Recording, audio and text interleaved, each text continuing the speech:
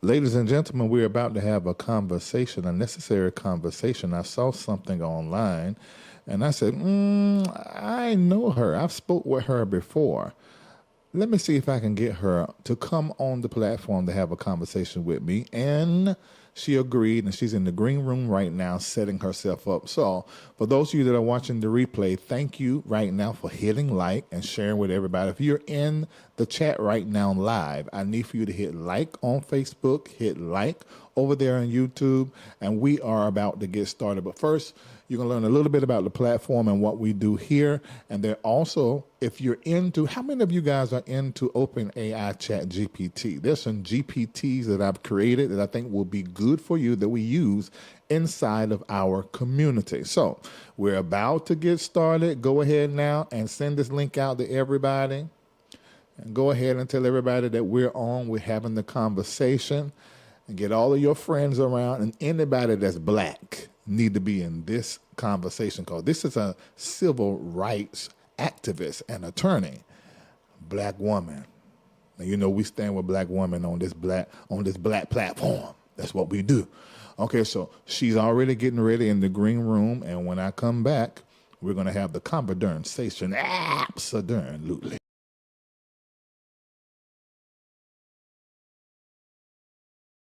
Looking for a vibrant community where faith meets empowerment?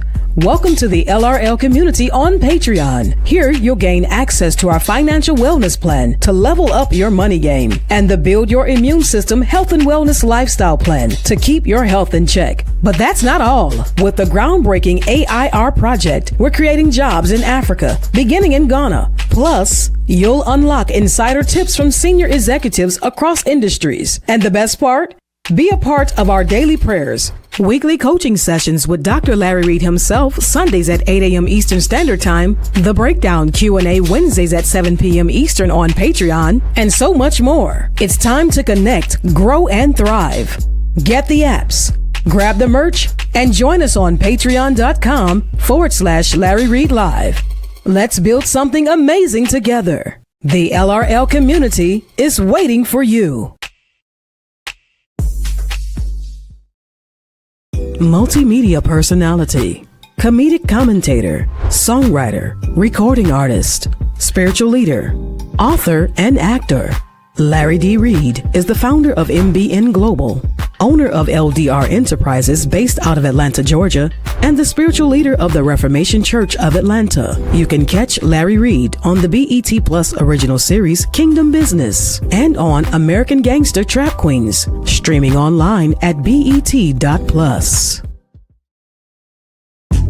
Church Critic by Dr. Larry D. Reid, an examination of the Larry Reid Live Show perspective.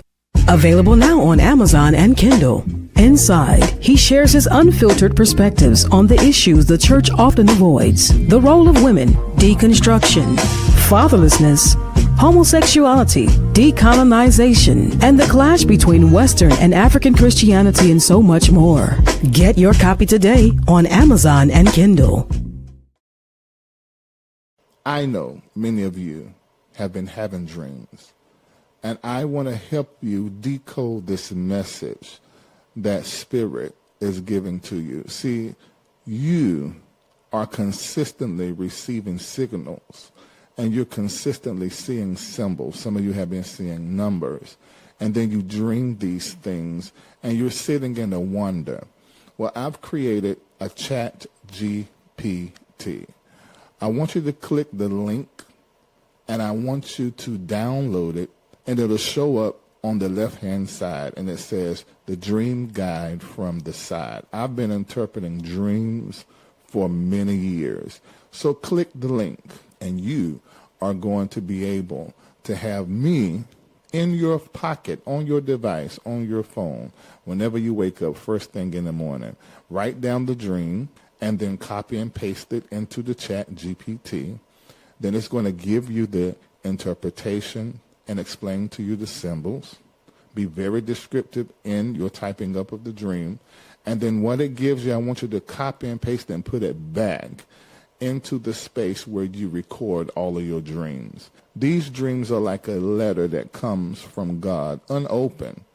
And with the Chat GPT, you will be able to open this letter and read the message that is coming from the mind of the Spirit concerning you and yours. Click the link right now. Stay connected to Larry Reid Live. Take a moment and like the Facebook page. Subscribe to the YouTube page and hit the bell. Text LRL to 888-982-3820. That's the letters LRL to 888-982-3820 and get notified when we go live. Become a member of Patreon. Log on to patreon.com/Larry Reid Live. Sign up, download the Patreon app, and turn on your notifications. Get connected today.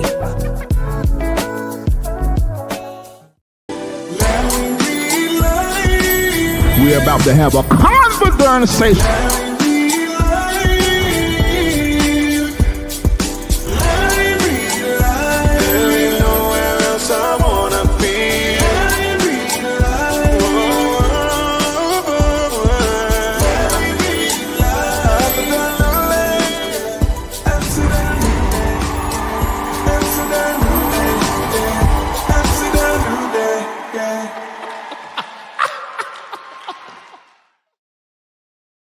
Take them on and let all of your friends and your family know that we are about to have a conversation, absolutely, with none other than civil rights attorney Nekima Armstrong. She's already in the green room ready to have the conversation, and I want to let you know the reason why I wanted her on. Well, number one, probably about March or April or maybe May of last year on the Larry Reid Live platform on Facebook, where I do a lot of posting. So if you're watching me and you have a Facebook account, maybe you don't have it no more, it's good to have it just to follow what I post there, called Facebook, IG, TikTok, and even on the posting area on YouTube. I post whatever I think about, whatever is happening.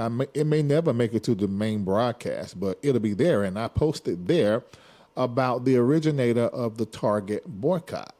And to my surprise, everybody didn't know it, but I remember her work from George Floyd when that horrible, horrendous thing happened in the city there, and it was publicized, and there were people, boots on the ground, who were really making a lot of noise about this terrible injustice, and I remember her name. And when the Target boycott became more national, due to the work of Pastor Jamal Harrison Bryant, his name, that brand name, being connected to the boycott, for many of us at that moment, he was the originator of the boycott. As time went along, I began to understand that he was doing a Target fast, and it was faith-based initiative. And what Nekima was doing was the actual boycott. And what everybody did in the community, we conflated them together, and we did not understand that although the intention and the purpose of both of these maybe overlap, there were two different things that was happening. And now that Jamal Harrison Bryant has called off the fast, then everybody's like, wait a minute, what, did we get everything we asked for? I mean, what is happening? And so we're going to pick up the conversation there. First, I am going to show you about 40 seconds of what Jamal Harrison Bryant said in a press conference. And then, if it's loaded, I am going to share with you, if I can. Let me see here. Now Nekima's in here twice. I don't know which one I need to be using. I guess she'll let me know. Okay, she's in there once again. Okay, so we had some little green room stuff going on. But I'm going to show you what I heard from Jamal Harrison Bryant. Now, let me say this. Online, I thought the boycott was called off from just looking at the headlines. But in my spirit, I knew, this ain't called off. And where's Nekima? What did she say? But I understand that the headlines and then that both the fast and the boycott, we had conflated the two together. So we're going to get very clear on tonight, and we got to make sure our community is clear. I need your help, though. YouTube and Facebook bury me now. Unless I come up here to talk about something very salacious that is already popular and trending, I get hidden. So I'm going to need all of you guys that know that our community needs clarity now more so than ever in order for us to come together and do what the hell we got to do on these streets. I need for you to hit like. I need for you to hit share. I need for you to copy the share link, send it out in your group threads, and all of those threads where you share memes and somebody else's business and you do all your gossiping. I need for you to copy the link right now, whether you're watching on YouTube and Facebook, and share it out. And if you are watching on Facebook, which they really bury me there unless it's a post, I need for you to hit like and I need for you to share it, because this is a civil rights conversation with a civil rights attorney that we're going to be having a conversation with. And this is terribly important.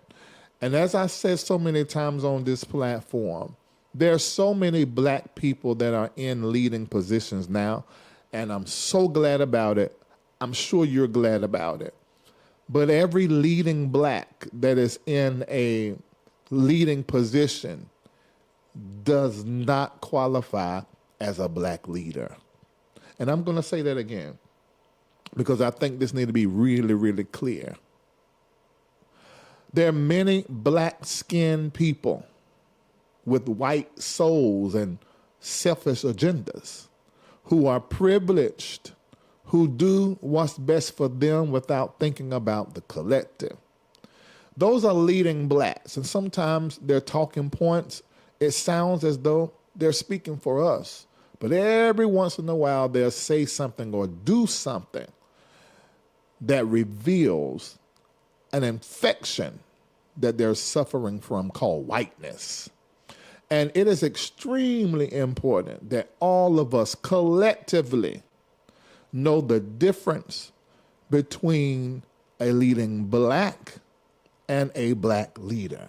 A black leader is going to always be on the side of the truth and what is right. Typically, they are not embraced by the collective, many times not their own people. Martin Luther King, he was fought against by tongue-talking black church people, but then the Baptists began to embrace him, and then secularly, other blacks and even white people began to support his cause.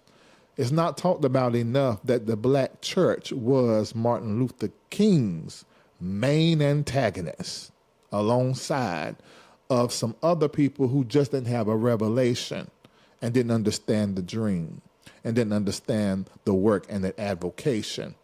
Well, in the energy of our civil rights leaders, we have a civil rights attorney, and is a black woman. Oh my God, I love that so much. I'm just so excited as I sit here in this chair because I love it so much. Let me show you 45 seconds of the announcement that Jamal Harrison Bryant made so that we're clear on why we're here tonight and clear the confusion.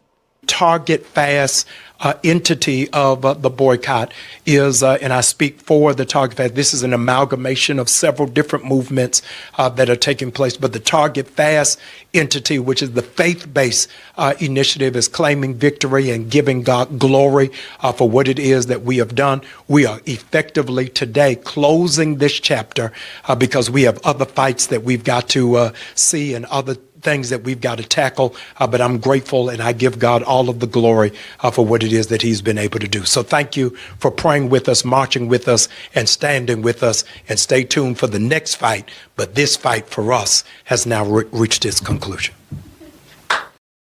All right. So when that was said, everybody heard, go back to Target.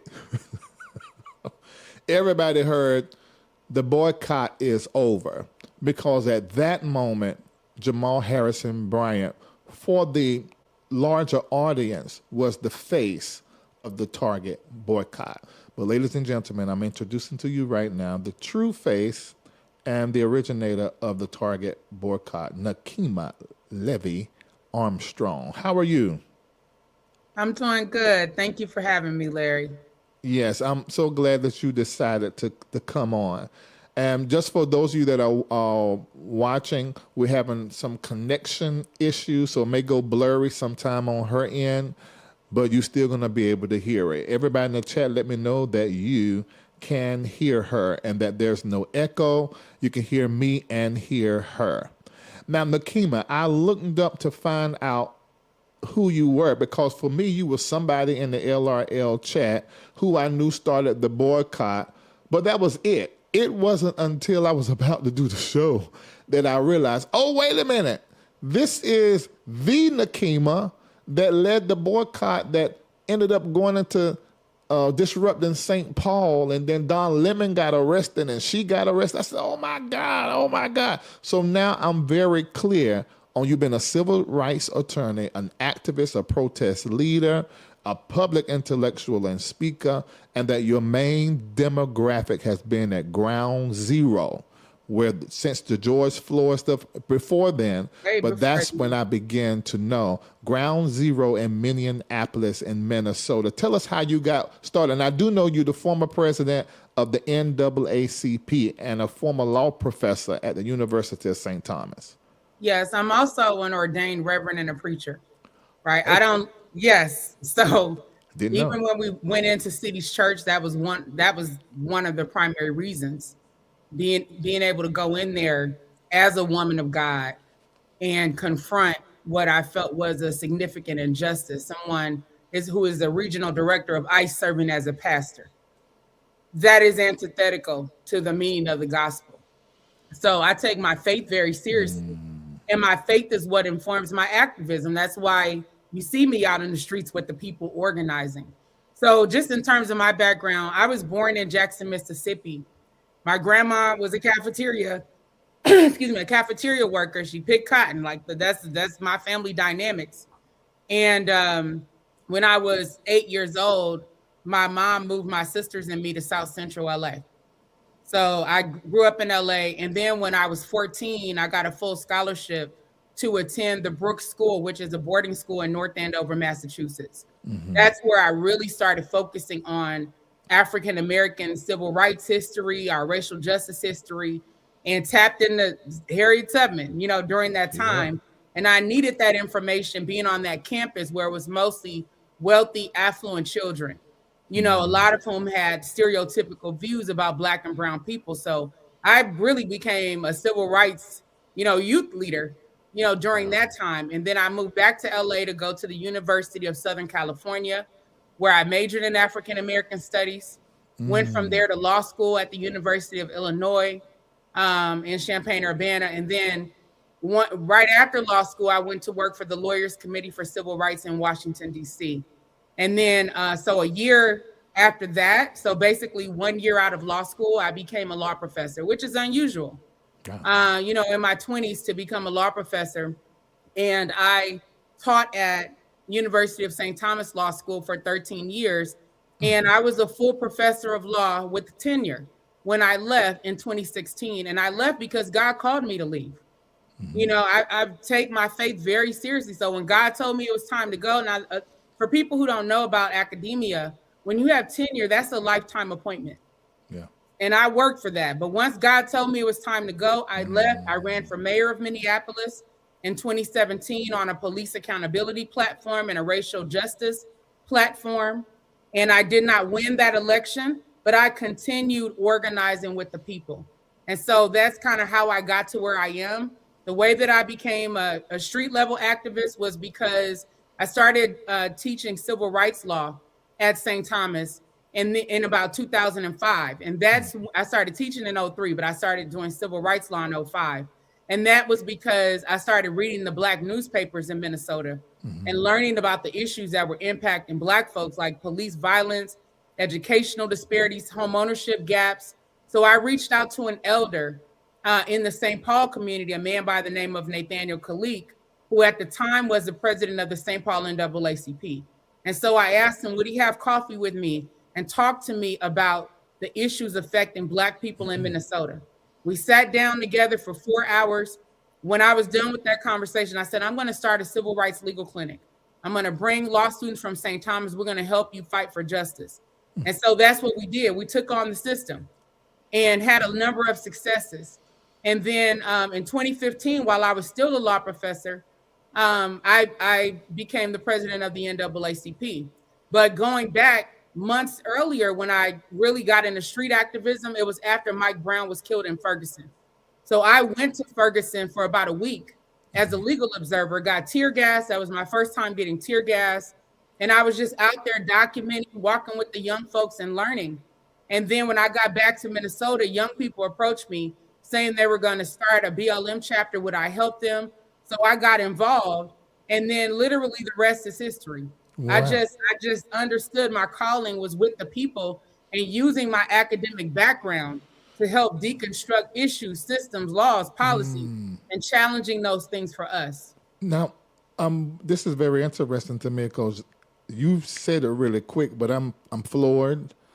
I am deeply impacted because you started this in your 20s, this trajectory that you're on now. You're trained in the law, but you lead in the streets. Which one defines you more right now? In all honesty, both are tools, because my real job is being a servant of the Most High God. Gotcha. That is what centers and grounds me. And God had to deal with me on that to help me understand, look, you're a lawyer, yes, but the law is a tool. That's not your full identity.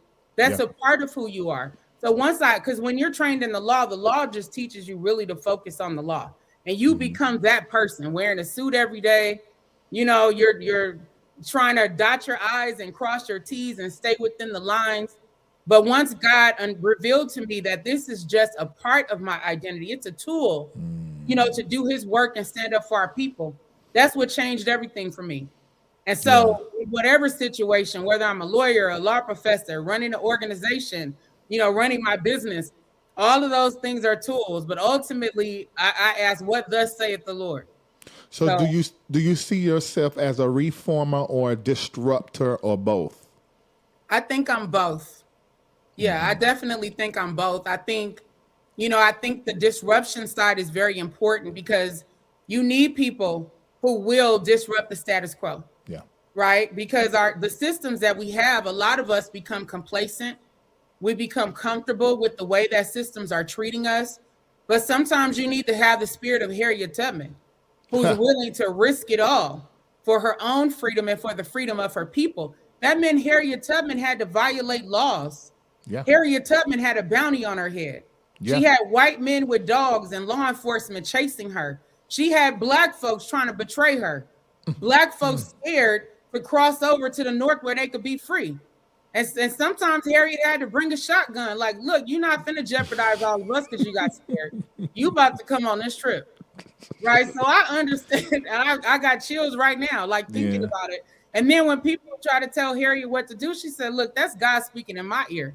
I mean, think about it. A woman who was not formally educated, could not read or write, becoming the conductor of the Underground Railroad. That means she had white people who cared about us, helping, using their homes, their churches, you know, and their institutions to help set us free. And this is a Black woman who didn't have all the things people tell us are important. And a lot of us get caught up in that. That's why we're comfortable with the way systems function, because we want to protect us and make sure we got a house and a car and all these things. Let me say something. I absolutely understand your energy. And that's because I'm a reformer. And we'll get to this, but I want to say it right now, but I want to go back to the church. But when I saw the interview with you and Roland Martin, and I looked in the comment section, and I saw so many Black women that were passing judgments because you were able to go back and forth and overtalk Roland. And I understood the conversation because I do the same work when it comes to set systems. Right. And I heard, and this is no dig to Roland, he was doing his journalistic thing. But in doing his journalistic thing, I heard, in my opinion, an attempt to depreciate your work and the fact that you started it, where he began to look at the dates of postings. And that was the beginning of the conversation. I'm like, wait a minute. No, Because it went before that, Larry. Remember that's the only what thing he I saw, did? though. He What played happened? a 9 or a 10-minute clip of Jamal's apology right before it was time for me to speak. Okay. That was the start of the gaslighting. Okay. You know, think about the fact that from Wednesday on, he had these other 3 people on there, Jamal Bryant, you know, I believe Nina Turner. I didn't watch any of their interviews, but I know that I saw on YouTube Tamika Mallory and gave them time. I think Tamika's video is like 30-some minutes. And I asked when I called the producer to check the time, how much time did Roland set for this interview? She said 7 minutes. And I'm thinking, now 7 minutes, when you know I have some things to say, Roland. This is what I was saying to myself. And then for me to, number one, have 7 minutes. Number two, the fact that Roland knew what was going on behind the scenes. So it wasn't just him doing his journalistic duty. He chose a side last year when I told him what they were up to. And then on top of that, number three, you know how important the boycott is to our community. You have someone who effectively attempted to end the boycott, and you played their apology video right before it's time for me to come on. All of that was contrived, and it was an attempt to play in my face. When I saw it, I said, I'm about to play in your face. I know how to go on an interview and handle like I said, I was a law professor for 14 years, went to an elite boarding school for high school. Do you think if I acted a certain way, I would have been able to become a law professor in my 20s? Correct. And when I told the dean it was time for me to go because God called me out, he asked me if I could stay. Now, this is while by that point, I was a street level activist as well. The dean of the law school asked me to stay. So I know how to handle myself in various situations. But remember, I told you I grew up in South Central LA. So I have that side as well. I have to put someone in their place and teach them, do not play in my face and don't play with my community after what we have been through. So what you saw was me turning the tables on Roland very intentionally. And as a Black woman, making it be known, I'm not staying in anybody's box. With the magnitude of what just happened, I'm not here to be demure and to present myself a certain way. I'm here to speak the truth and to channel that frustration from people in our community who were disrespected through Jamal Bryant's announcement, and also what has happened in our community, which I told all of them about before they even went down that path. I gave them all a warning. I tried to work with them, which we can get into, but I want you to understand, I turned the tables on Roland Martin on purpose. And I could care less what people were saying in the comments because it had nothing to do with them. This was between me, him, and God. And that I picked up in the spirit without knowing that there was this whole thing that was worked up. Yes. For me, that would be the beginning of the gaslighting, especially him knowing, because we had conflated Jamal's fast with Target, which I need a deeper understanding about. We conflated it with the boycott that you had started prior. Now, I don't understand why there would be a press conference or an announcement to end a fast when things haven't been totally completed. And I don't understand why we're not hearing from Target. Nothing made any sense to me. I said, this is going to confuse the Black collective, and they're going to think we can go back to Target because they've done everything that needs to be done. Isn't the purpose of this DEI? Isn't that what it's about? It's not about all of the other things mainly. It's mainly about the DEI. Am I correct? You are absolutely correct. And as a matter of fact, I'm going to tell you the backstory of how we got here. And I also want to read a text message to you, if I can find it, that lays out exactly what I said to Tamika in the group about this confusion more than a year ago. Okay, so none of that was new for me because, like I said, my faith is very important to me. I wouldn't have even worked with my comrades to launch the Target boycott had God not instructed me to. Because here's the other thing that happened to me. In September of 2022, I was diagnosed with a non-cancerous brain tumor. And so I had to have emergency surgery. And that meant I had to slow all the way down. And then as I was healing from neurosurgery, and they got most of it out, I still have a portion of my brain. But that meant I was in solitude a lot with the Lord during that time. I had to slow way down from the front lines. And then in the spring of 2024, I had to undergo radiation for that portion that's still in my brain. So I was pretty much like, I have to sit with God and take care of me. My first major theme from the time I had neurosurgery was coming out of that, because I said, okay, I feel ready again. And it was launching the Target boycott. So it meant something. It wasn't just, just, hey, let me jump on. No, absolutely not. That's what God told me to do. Because think about all the other companies, right? And even after we launched the boycott, people are like, what about Amazon? What about, and I told God said Target. God said Target. So we need to stick with Target. If other people want to do other things, they're more than welcome to do it. But I knew Target would have the anointing on it. God had already told me. So I was very clear. I was very sure in terms of that whole situation.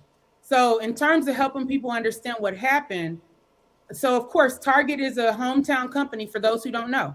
They're headquartered in downtown Minneapolis, 10 minutes from where I live, right? But even more than that, Target has interwoven itself into the fabric of our community. Everybody knows Target. Everybody would go to Target. Our kids would go to Target. Target would give gift cards. Our kids would come home around Christmas time with a $10 or $15 gift card from Target. They would contribute money. So it felt like it aligned with our values as a community. So it was a shock to everyone when Target did what it did. But going back even further, so 2020, as everyone knows, George Floyd was murdered by the Minneapolis Police Department.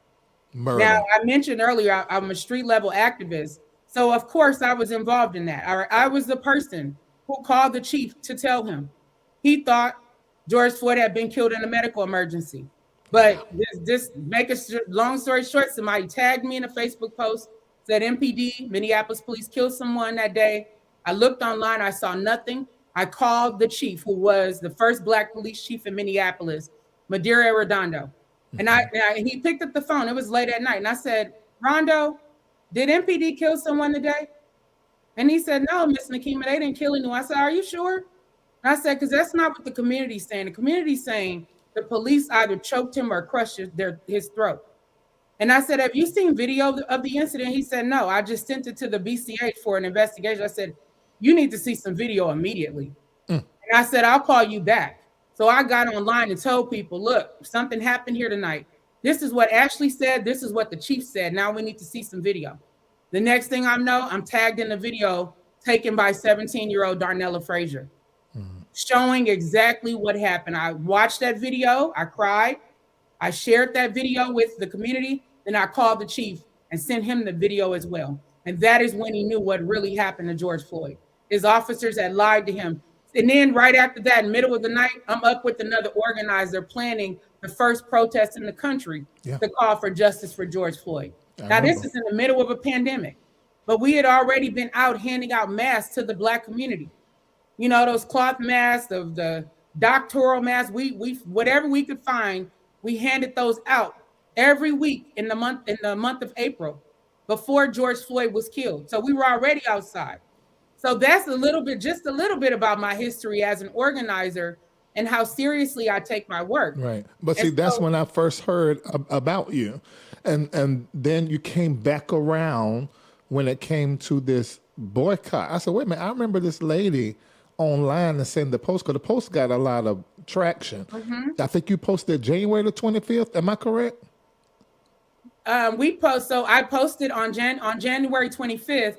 Because I have a very active network on Facebook. I'm probably on Facebook the most, right, out of any other platform. I have an engaged and informed community that shows up, right, for our people. And they're white, they're Black, they're different races. And so I took to Facebook on the morning of January 25th, which was the day after Target made its announcement. that they were going to roll back diversity, equity, and inclusion. Yes. And actually, one of the other co-founders, so I have there's three of us who are original co-founders of the National Target Boycott. One of them is Monique Colors Doty. The other is Jaylani Hussein. Monique is the one who first told me as soon as it came out on the 24th. Monique said, "Did you see this?" So I looked at it and I said, okay, just prayed and just waited.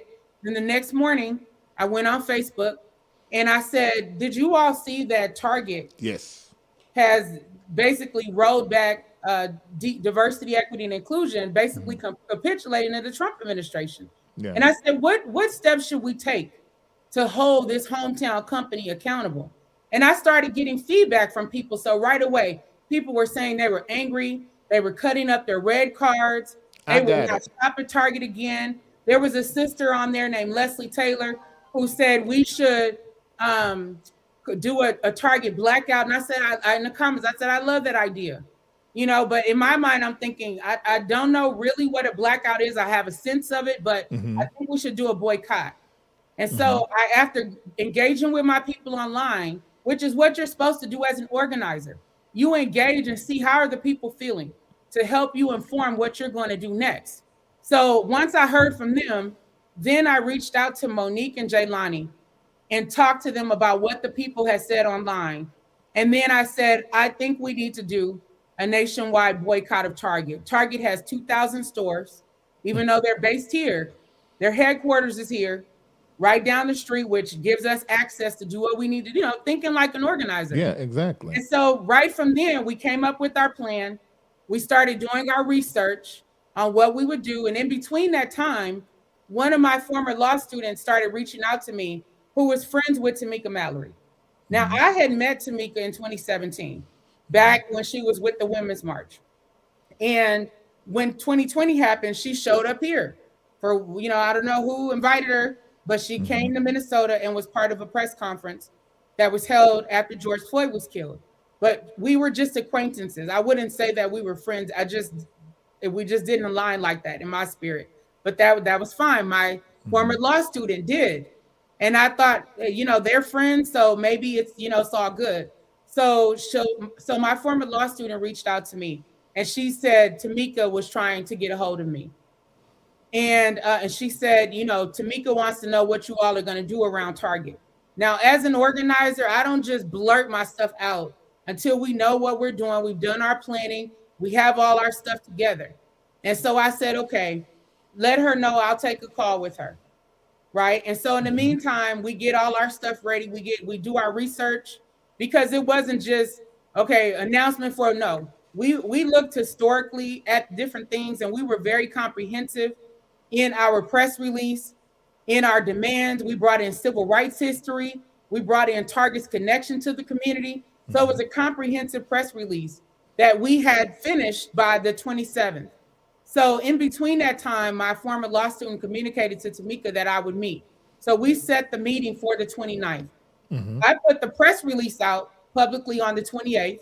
Yeah. And then I sent it to my former law student, who then sent it to Nekima, who then sent it to her group, which included Nina Turner and Jamal Bryant, Linda Sarsar, who works with the women, who worked in the Women's March with Nekima, who's now part of her Until Freedom.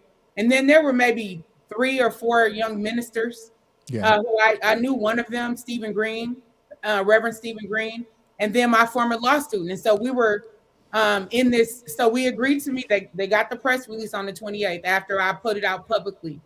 And then we met on the 29th. So we go into this meeting. I had never met Nina Turner or Jamal Bryant before, but I recognized Stephen. And of course, I knew Nekima from before. And so Nekima said, hey, we wanted to know what you all were doing around Target. Thank you for your press release. She was like, thank you for your clarity. That's the first thing that she said, because again, we laid everything out.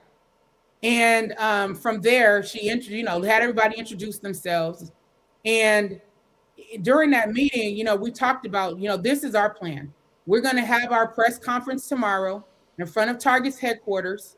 And then this is what we're going to do next. Like and it was just me representing the 3 of us as the co-founders, but I laid out our situation.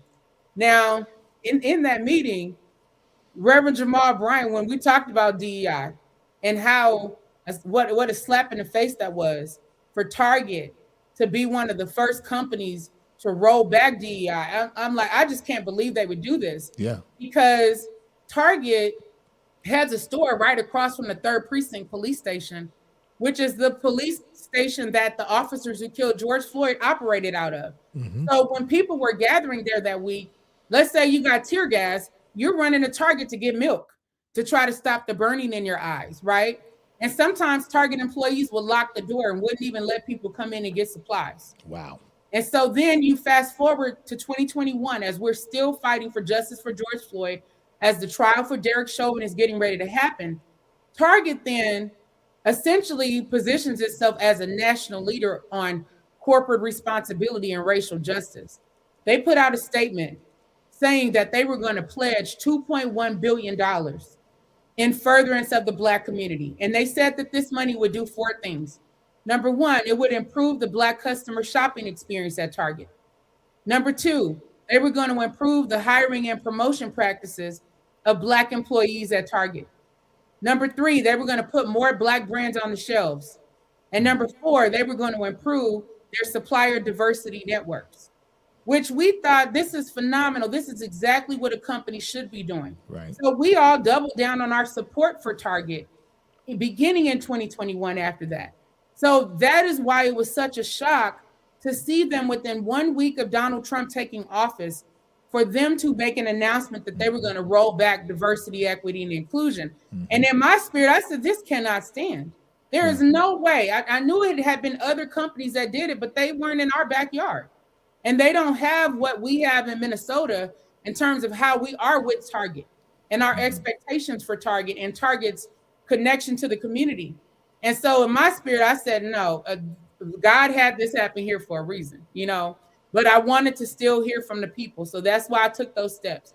So then with regard to the press conference we had, you go back and look at that press conference, which was covered one of the national publications, the Associated Press, which has reach across the country. Yes. And of course, many of our local press, we broke it down. It was honestly such a powerful press conference because all of us are grounded in civil rights history.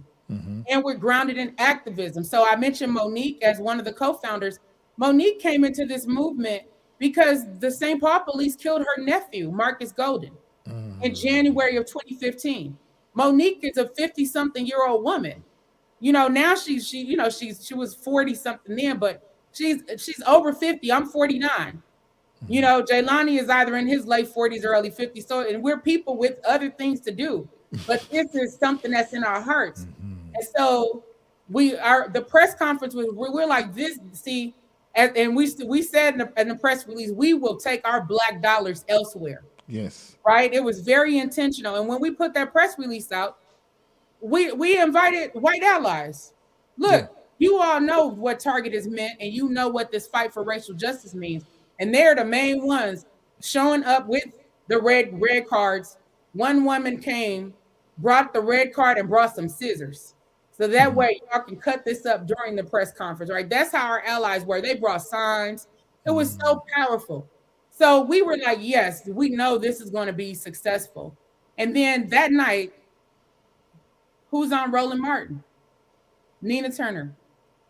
And Nina Turner's on there talking about the Target boycott.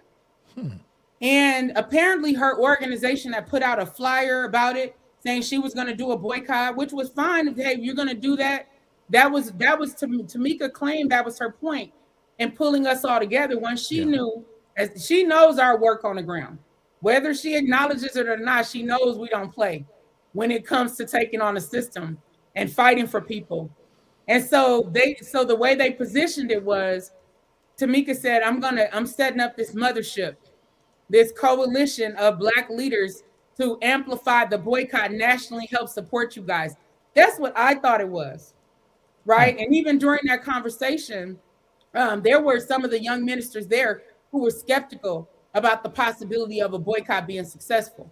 And one of them was Reverend Stephen Green.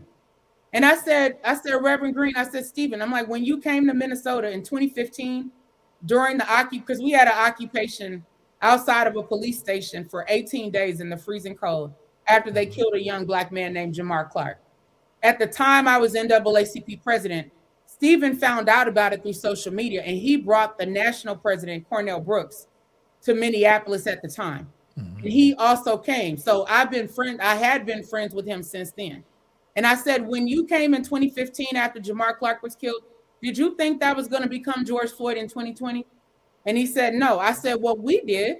We knew that God was building the momentum for something because he had already told us Minnesota, he told me in 2010, Minnesota is the next battleground for civil rights. Because I tried to leave Minnesota. I'm like, it's too cold and too white. And God told me no. And so I knew that that's the direction we were heading in. So when I said that, that's when Pastor Jamal Bryant, he said, I'm hitching my wagon to Nekima. No lie. And I'm thinking you're hitching your wagon to me because, the man has a big platform. I really didn't know what he meant other than I know what I'm talking about.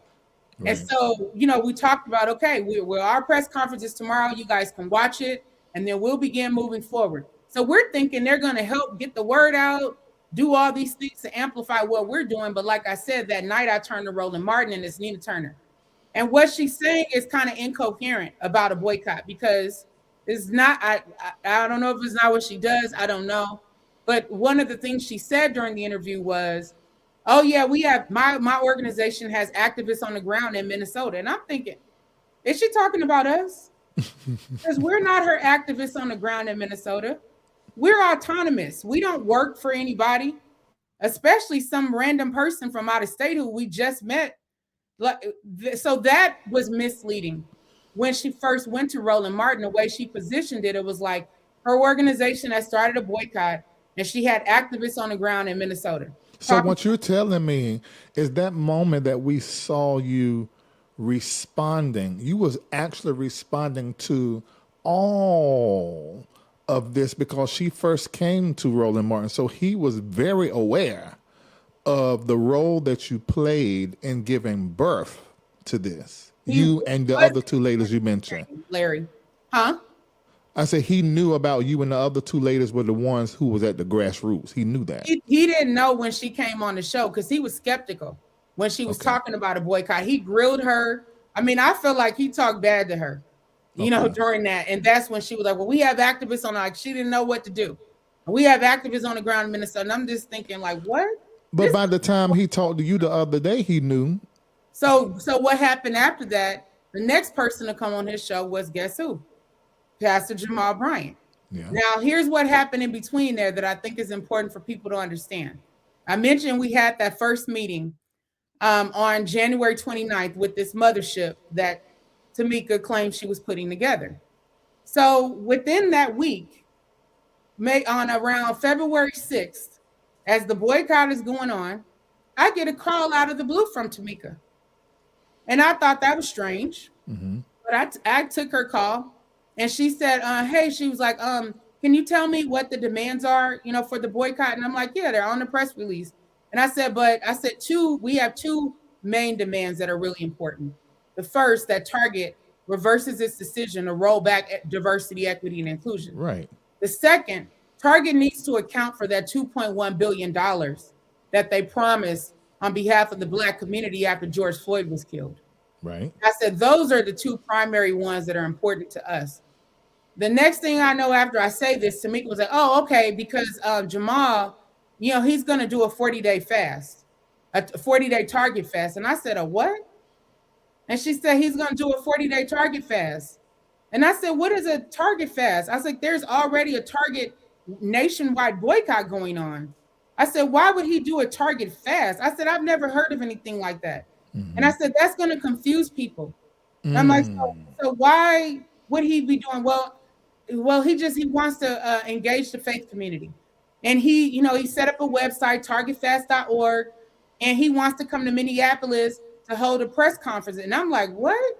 Like, it was shocking because we were all just in a meeting together telling them that we're doing our press conference tomorrow for this boycott. They all seemed to be on board. And like I said, Jamal said I'm hitching my wagon in Nekima. So I'm thinking they're really going to provide actual support. But within a week here, I'm hearing a whole nother little movement starting. And so that was on a Thursday. So that Saturday, I finally get around to looking at his website. The first thing I see is there's no mention that there's already a national Target boycott going on. The second thing, no mention of our community in Minneapolis, which was very important to us, given the connection to Target and George Floyd. Number three, I see a picture of Kirk Franklin. I'm like, why would anyone have a picture of Kirk Franklin on a, first of all, why is there a Target Fest? But second of all, why is there a picture of Kirk Franklin on here? It just did not sit right with my spirit. And so right after that, I took my phone out after I saw what was going on, and I texted Tamika Mallory, Nina Turner, Jamal Bryant, and everybody who was in that group with us. And I'm trying to see if I can pull up the text messages. Okay. Right now. Well, while she's doing that, those of you that are coming in, please hit like and hit share. We're speaking with this amazing civil rights activist and attorney, and she is an amazing spirit and energy. And I think one of the reasons why I sort of took to her, because I undergird, coach, and serve some amazing, strong Black women, and I could instantly discern her spirit. And I knew that when she was going back and forth with Roland, I knew what she was going after, because what I sensed, but now I know all of the whole story. And I'm like, oh my God. And what we saw, and I want to say this to Black women and to Black men, whenever people start coming after a Black woman about her response to something, let me tell you something about Black women. They can pick up stuff that you oversee, that you don't even, right up under your nose, and they can pick up that energy and they start responding to it. And I think the angry Black woman thing, we have embraced it as a community. And what we need to understand is that the Black woman knows the way. And I've been telling y'all on this platform for years that America itself and the world is not going to heal under the hand of patriarchy. It's going to happen under the brown woman's hand. So women, especially Black and brown women, that is who we need to be listening to. These are the people that gave birth to the world. So of course they're going to give birth to a Target boycott. And none of us should be going to Target for anything until we hear mom say we can go back, not dad, who picks us up and put us down. We must listen to mom, who gave birth to the movement. And we need to do this across the board in our families. We need to do it in our churches. Why all the men over the church, when the women ran the church, we got to do a global correction when it comes to the divine feminine. Did you find the text? Yes, I found it. Yes. All right, let's go. Thank you for saying that. And I want people who are listening to understand, I wasn't talking to Roland for y'all. I mean, you saw what you saw, which is, hey, and you can interpret it however you want. But in that moment, I knew why I was coming for Roland in that way and flipping the tables on him. You were coming after patriarchy. For me, that was spirit. The patriarchy, and also you're supposed to be the person who brings objective media on behalf of our community. And the fact that and I'll tell a little bit about Roland's role and why he had that coming. That was very intentional on my part, so people know that. And they also know, listen, I'm not here trying to please everyone.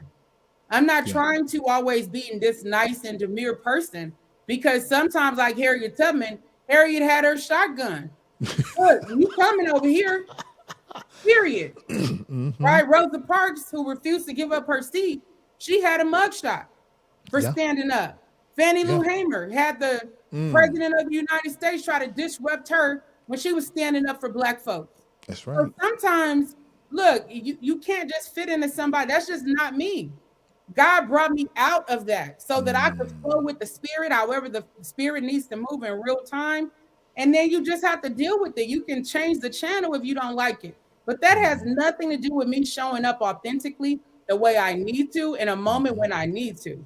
So I'm unapologetic about it, just so people understand that it's not arrogance, it's just the truth of what needed to happen in that moment. And for him to understand, I see you. You are not about to continue playing in my face. And you are not going to do this to my community. So I flipped it and played in his face. Before she read this text, I want to address, Kendall, you moved it too quick, but that's okay. Somebody put in the chat, do not dare compare yourself to the greats. Let me say this, and I want everybody to hear me. You and I, we are the continuation of the ancestors. The very same spirit that was in them is in your blood.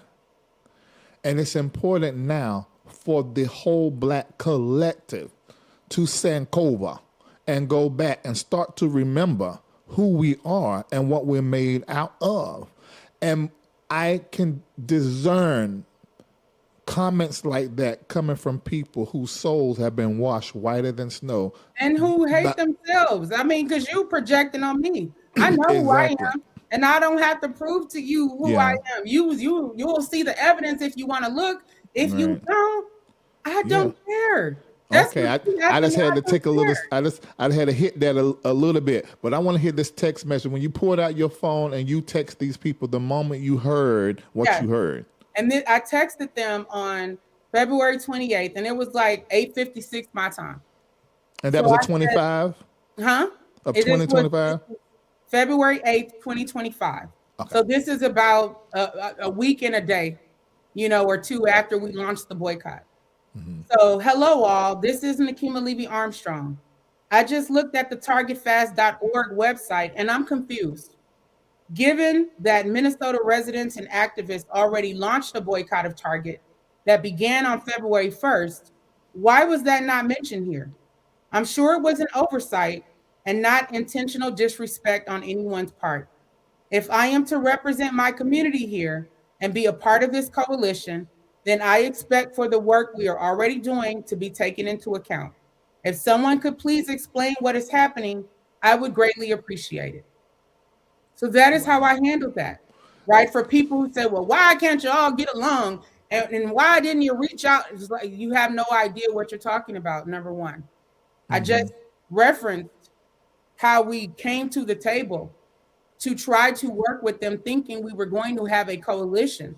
And then within a week of that, I'm getting a call offline from Tamika outside the group telling me that Jamal Bryant had set up his own thing. And when I went to his website, it talked about a partnership with the Black Chamber of Commerce. All this stuff that was never mentioned in this conversation that we had as a coalition. So I was confused about that. Like, what is going on? This looks like a whole separate movement. And this is going to cause confusion. And so Tamika's response was, hi, I'm on a flight. Wi-Fi is spotty. And then she said, interestingly enough, Jamal and a group of ministers were already working on the Target fast, which I do not believe because I was in that meeting. And Jamal was not at the time planning anything, right? What did he say? I'm going to hitch my wagon to Nekima. And in that same meeting, when we talked about DEI being the primary reason, he said, it's bigger than DEI. That's what he said right away. And in my mind, I'm like, DEI is the main thing in this commitment that they made after George Floyd. So I knew that wasn't fully true, that he already was working specifically on a Target fast. But hey, that's between them and the Lord. So she said a group of ministers were already working on the Target fast before we learned about your efforts. Now, I don't know how that's possible because Target put their announcement out on the 24th. I went to my community on the 25th. I started getting calls about Tamika wanting to meet with me on the 25th and the 26th or whatever, and then met with them on the 28th. So either way, the point is, if he was working on it, why didn't you say that when we had a coalition meeting? Number two, once you saw that the people in the location where Target is headquartered, who are actual organizers, were launching a boycott, why not work with us? Right. And collaborate, right? You have a huge platform. Do you know what that could have done if he had that energy of let me see how I can lend my voice to this for the benefit of Black people, banding together, holding this company accountable. That's what I thought based on, again, how I was brought into the conversation. Right. So this is now, so she never mentioned what they were doing before. Like I said, she called me that week after we had already met and launched the boycott to say Jamal was doing a 40-day Target fast and he has set up a website. So, so let me ask this. Let me say this. I think I know this. I feel as though, and you confirm, I want to put words in your mouth. I feel like, as you said under my post in early 2025, that you were grateful and thankful that Jamal and his team was helping raise this attention around what Target has done, and that they helped using their platforms and their notoriety to get more people involved. Although there won't be like 300,000 that signed up on his site, this was something that was on social media that was viral, and we affected them to the tune of millions and millions and millions. So you're not saying that you're not grateful for them connecting to it. What you're saying is that there is gaslighting, lying, and deception, and a mixing of motivations, it seems as though, and agendas that are sort of taking away from, at this juncture, since you announced the fast is over, it's sort of taking away from all of the work from the Target boycott. Because I'm gonna tell you right now, I'm a smart person, but for me, it was conflated. It was Nekima started it, Jamal took it to the moon, and it's all one boycott. So when he said that the fast is over, I'm like, wait, why are you announcing it? Did you talk to Nekima? Because this is going to confuse everybody. We ain't supposed to go back to the Target. We're not. Is that what you're saying? Well, when I saw your post and you said we would have never experienced, and I'm thinking, Larry, you don't know what really has gone on in the background. It didn't even get a chance to breathe to see how we would have experienced it. Oh yeah, it was in 2 weeks. In 2 weeks' time.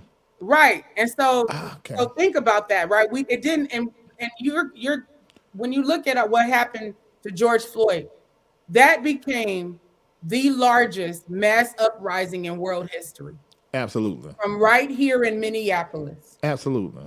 We didn't have all of the, we honestly mostly keep to ourselves and get our work done, right? All the successes we've had, the fights we fought, most people don't know about them outside of our state. Why? Because we keep going, whether it's cameras there, whether it's, we don't care. You know, Al Sharpton has come and gone many times. We let him do him, or at least we did until January of this year. That's another story. But the point is, no, I need to hear that story because I've interviewed him on this platform. And it actually is kind of connected to this. Okay. But the point is, and that's how we roll in Minnesota. You guys saw in January when the Operation Metro Surge happened, how there was this invisible army that came out of nowhere to stand up against ICE and the federal government, right? Yeah. We've been building like that. Remember I mentioned Jamar Clark being killed, a young black man. Yeah. He had an 18-day occupation. We're out there in the freezing cold. Okay, blizzards going on. People put up tents and lit fires in the street so we could stay out there for 18 days. And some people literally slept out there in the freezing cold. So when this happened with ICE and people saw people marching in below 10-degree weather, that is the culture we have created here, where you are going to show up when there's an injustice and fight for your neighbor, fight for the young black man who was killed, fight for George Floyd. Mm-hmm. That's the culture that we have here. And I understand our culture, but people from the outside don't. They understand big platforms. Yeah. They understand celebrity culture. They understand the things of the world. But for me personally, those are not things that I aspire to, right? I just do my work. And if people follow me, wonder if they don't, I keep doing my work. And so when Tamika, Nina, and I don't know Nina's, I don't know how many people follow Nina. I know people know Nina. I knew of Nina before that. Right. So Tamika, Jamal, and Nina combined in terms of their platforms, imagine what could have happened if everyone had operated in good faith. That is not what happened. I was trying to be diplomatic on your post because I know it's a lot of church folks, and you can't know nothing about a man of God. That's I want to highlight that. I want to highlight because I agree with that. I agree with that because it's a fast and a boycott. This ain't the same thing, right? And the goals aren't the same. I would have to agree with that. But remember, he took 2 of our demands and plopped them on his website. Right. That's what I was just thinking. I was saying, wait a minute, he took 2 of your. You don't acknowledge. Hey, these are from the National Target Boycott, which started in Minneapolis. None of that. He didn't make it about DEI. Standalone situation. He didn't make it about DEI. Huh? He didn't make it about DEI. No, he made it about other stuff. Taking our demand about DEI and plopping that in, right? So that's what people need to understand that actually happened.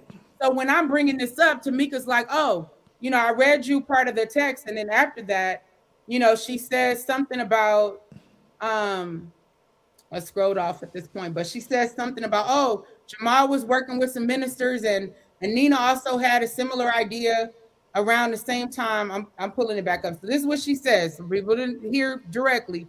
So she said about this, we learned about your efforts. And so was Nina separately, great minds. I'm pretty sure there's a way to include some additional messaging. However, they are being careful about the language.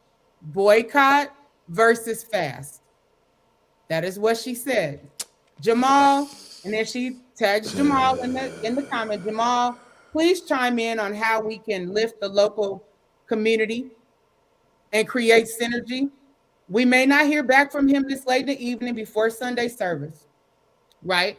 So that is how. And so when she said she was on a flight, I didn't find out until maybe a day or 2 later what that flight was. It was to go to New Birth in Atlanta because she had just released her book, and Jamal had created space for her to come sell her book, right? Which is fine and dandy, but it signaled to me, Tamika's not going to be an ally because she's more closely aligned with Jamal because of whatever they have going on. So even as a Black woman, I'm bringing these concerns about what's happening on behalf of my community, and I'm being told, well, this and that, Jamal, fix the language, we can create synergy, and I don't know if he ever, I don't know if he ever responded to it, because those are just the ones I have from that moment. But right after that, the next day or 2, she went on the Breakfast Club. So that was the second interview that happened. So I told you Nina's first on Roland Martin.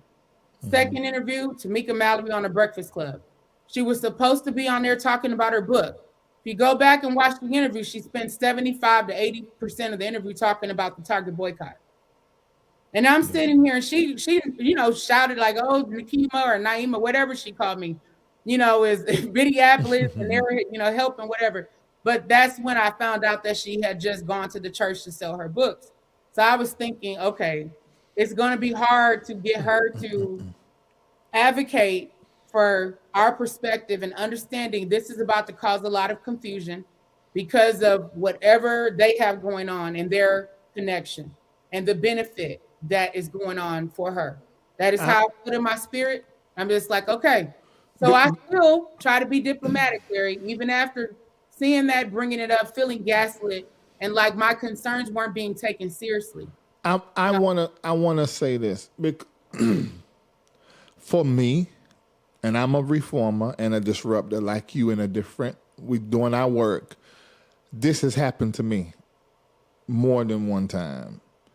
And I remember a story in the Bible where Moses was prophet. Of course, he was the leader and the main prophet, but there was these 2 other prophets that was in the camp that was prophesying. And so one of his students came to him and said, Moses, there are 2 other prophets in the camp who are prophesying amongst the people. When everybody's supposed to be up here, where you at, you giving us instruction. And he said, well, what are they saying? And they were saying some of the same things he was saying. So he was like, okay, if they saying some of the same things that I'm saying, then fine.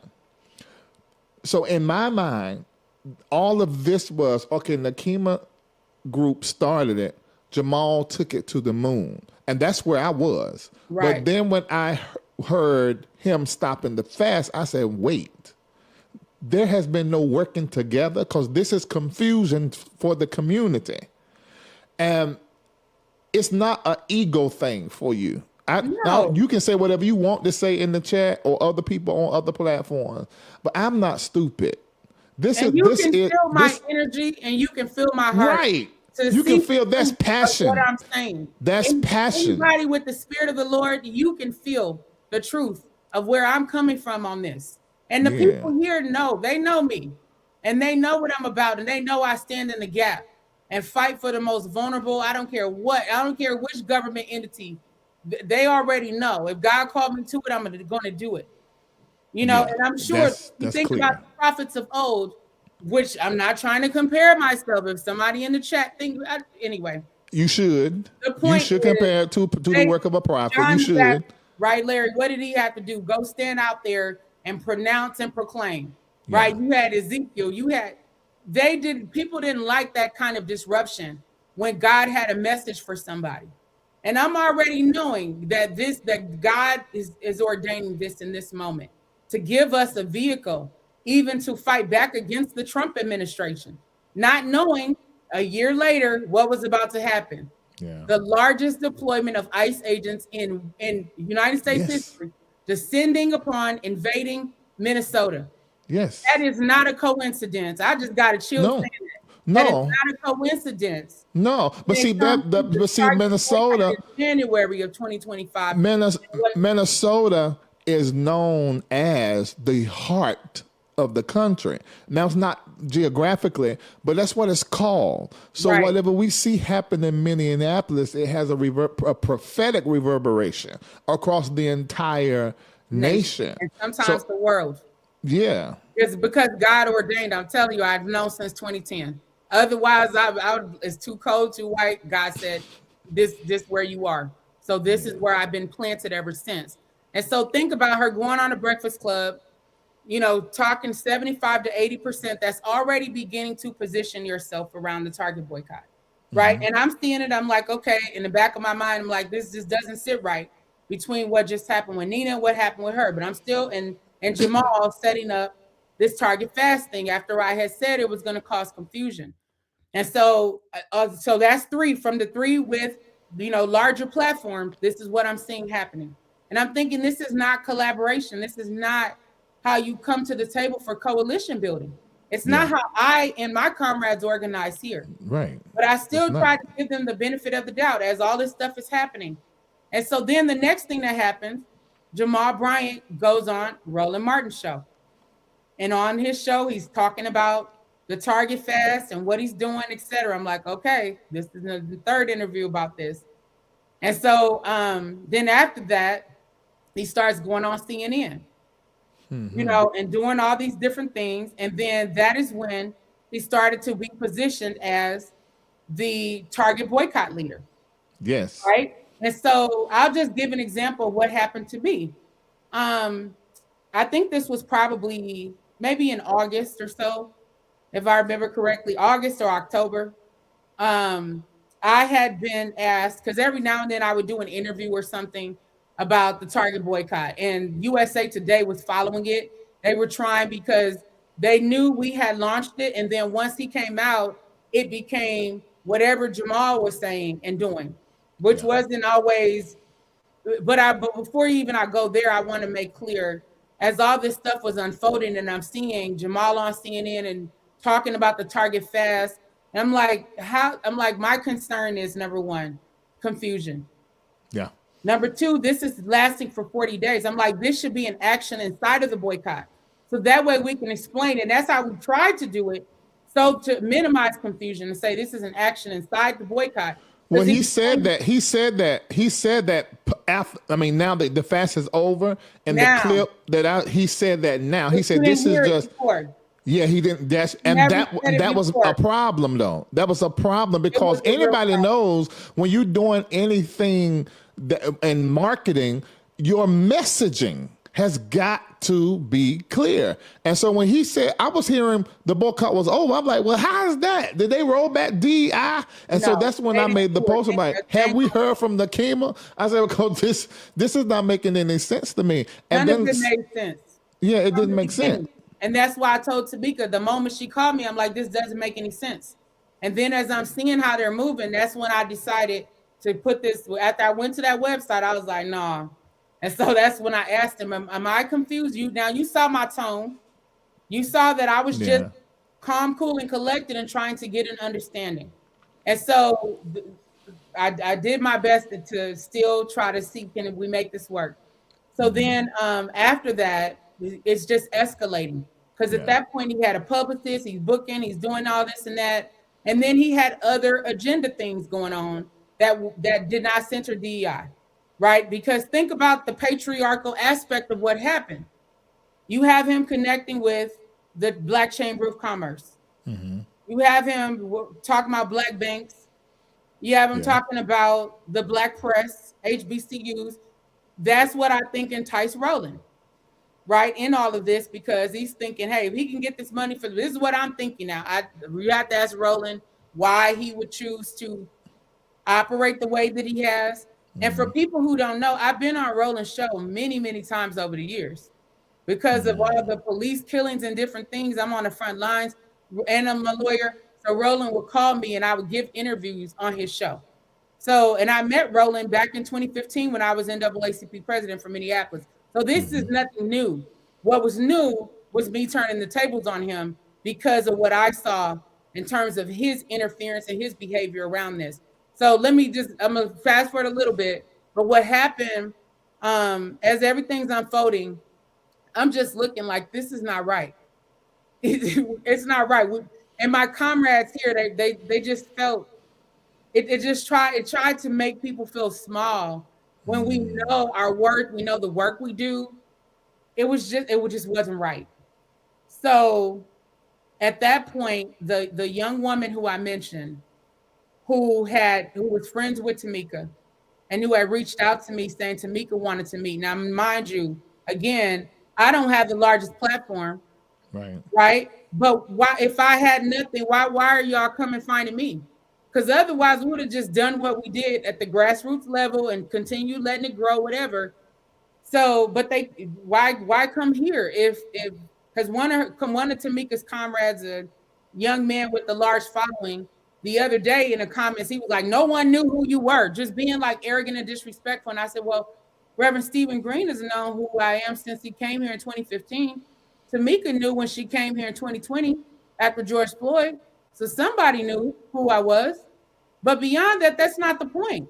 The point is, when we're doing grassroots activism and advocacy, it's a whole different framework than how the public may perceive it, because that's not what y'all normally do.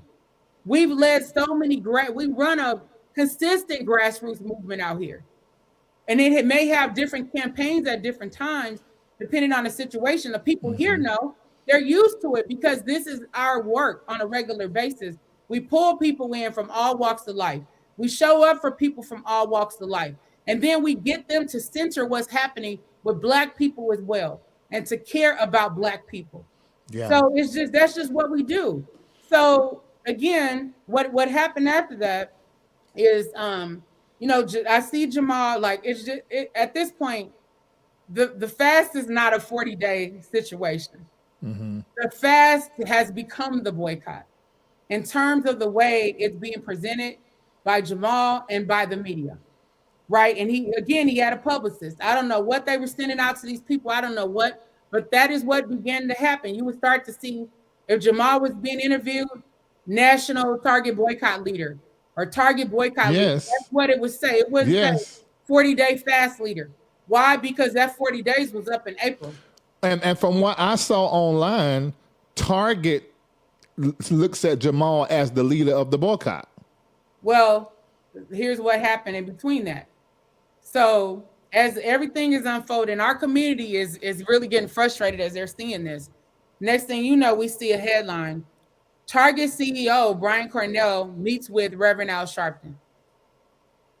Now, I think this might have been April or so. At the time, Reverend Al Sharpton wasn't involved in the boycott.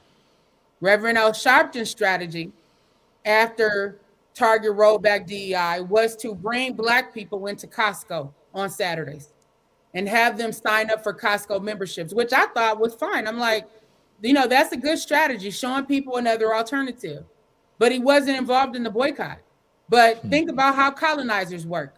You go pick who you think can have control over Black people, and you meet with them. And maybe he thought, hey, if I can breathe some, I don't know what he thought. All I know is he met with Al Sharpton. So I see a picture of Al Sharpton, two of his staff from NAN, and Brian Cornell, the CEO, and a picture together in New York in Al's office.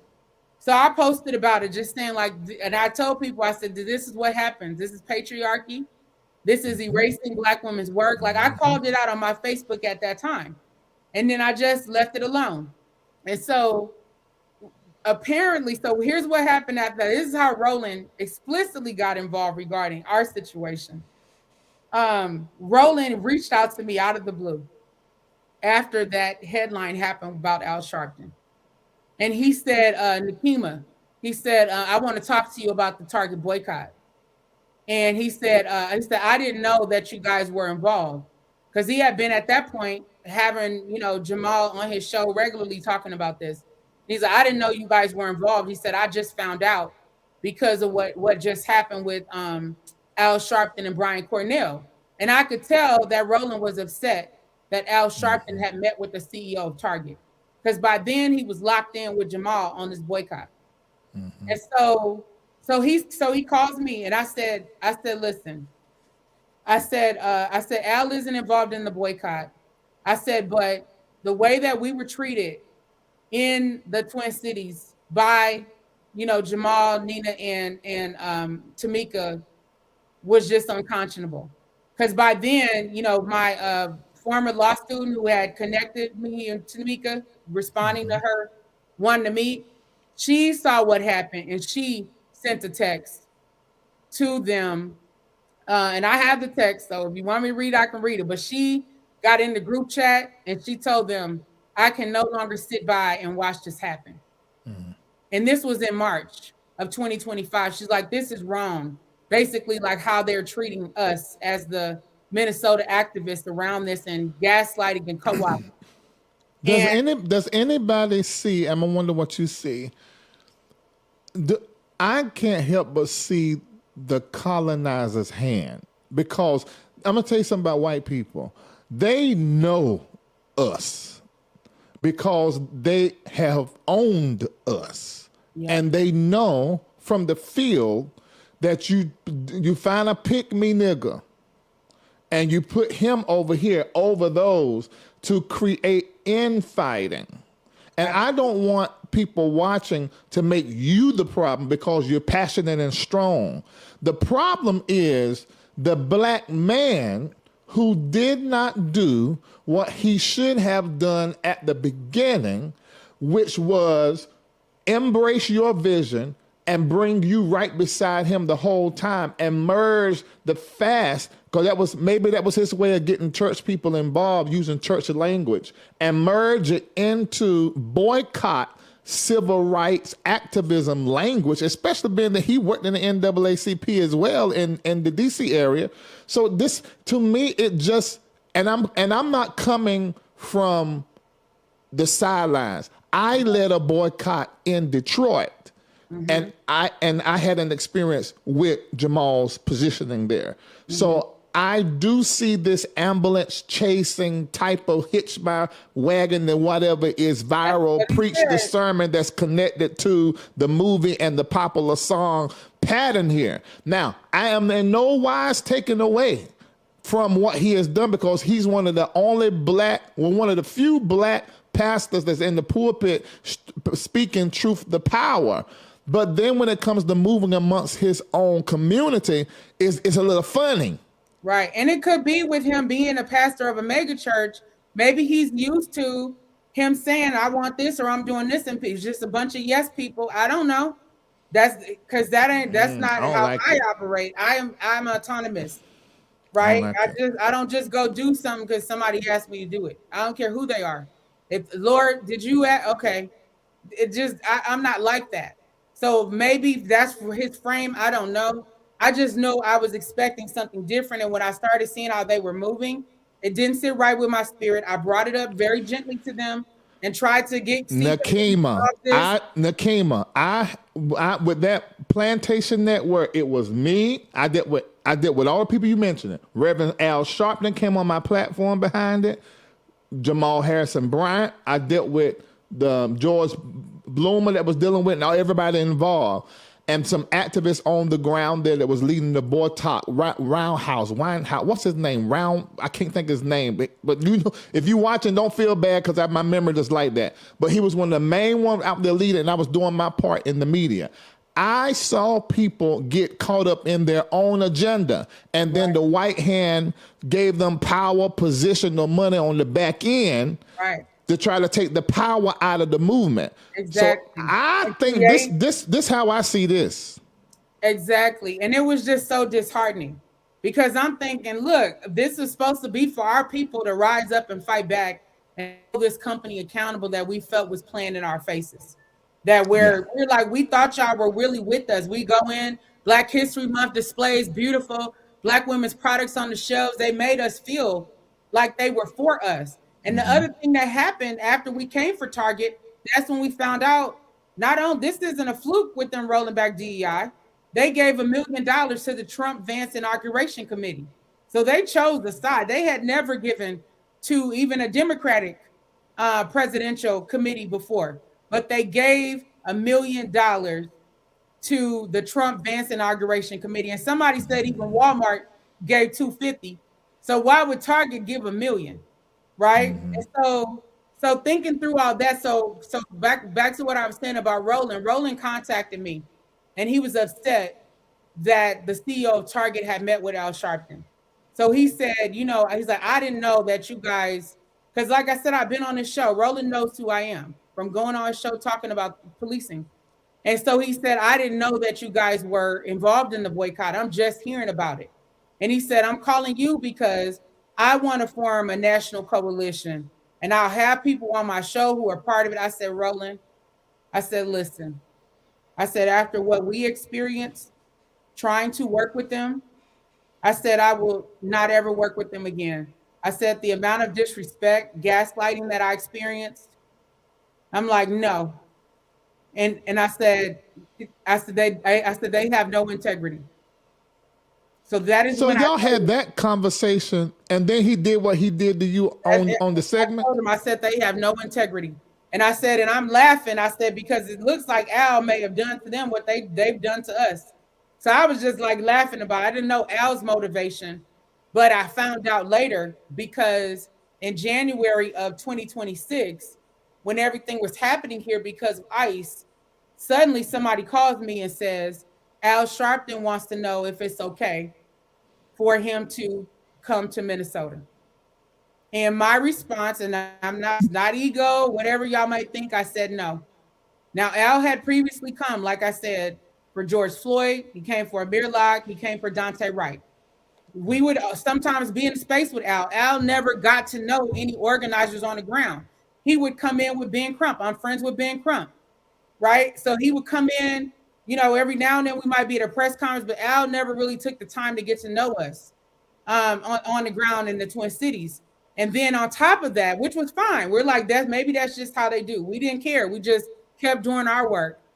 But when the Target boycott thing happened, here now we have the second faith leader involved in some co-opting regarding Target. At least that is how we felt, because we felt that Al Sharpton had no business meeting with Target, because Al knows the game. He knows how colonizers think and work.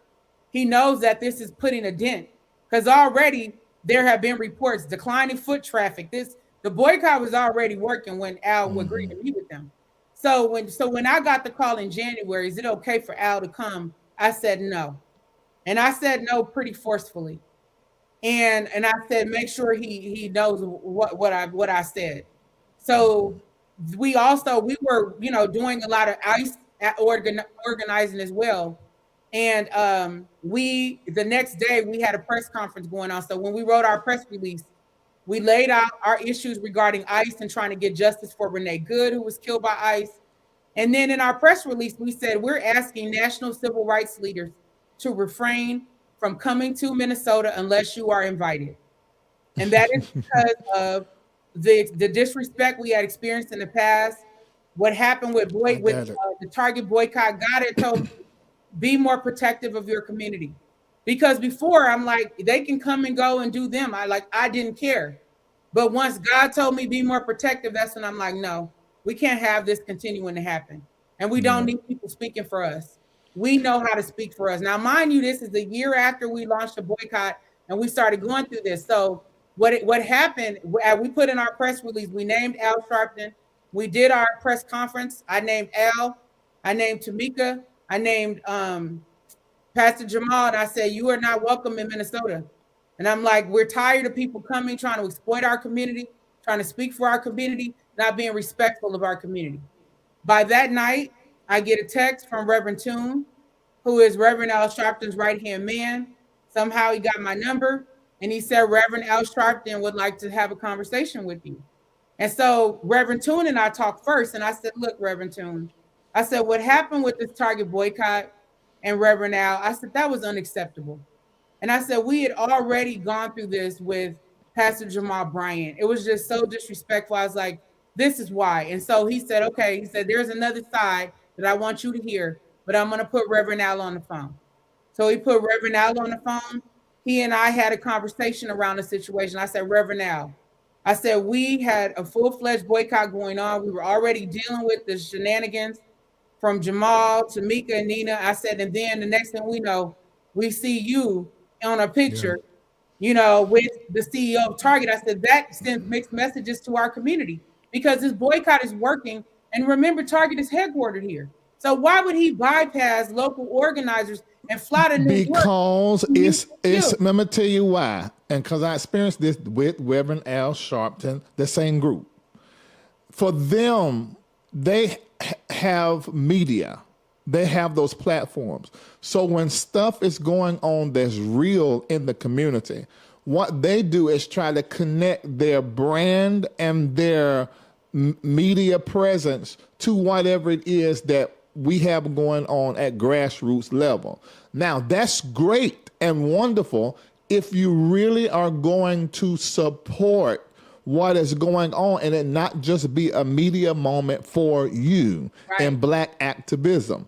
That is the concern that I have, because some people are looking from the outside. If you ain't never led a boycott, do not say nothing, sit and listen. Right. But I've led a boycott that you saw it happen. I started it. So I use my platform to start it, and I work with these same people. Right. So I know, and that's how come when I saw you, see, Holy Ghost don't tell you everything. Your experience taught to you. When I saw her fussing with him, I immediately knew what was up. Right. Because I had already walked through that. This was me, him, and God. This is where the audience, y'all can watch, but this isn't about y'all. At this point, this needs to be handled in this way.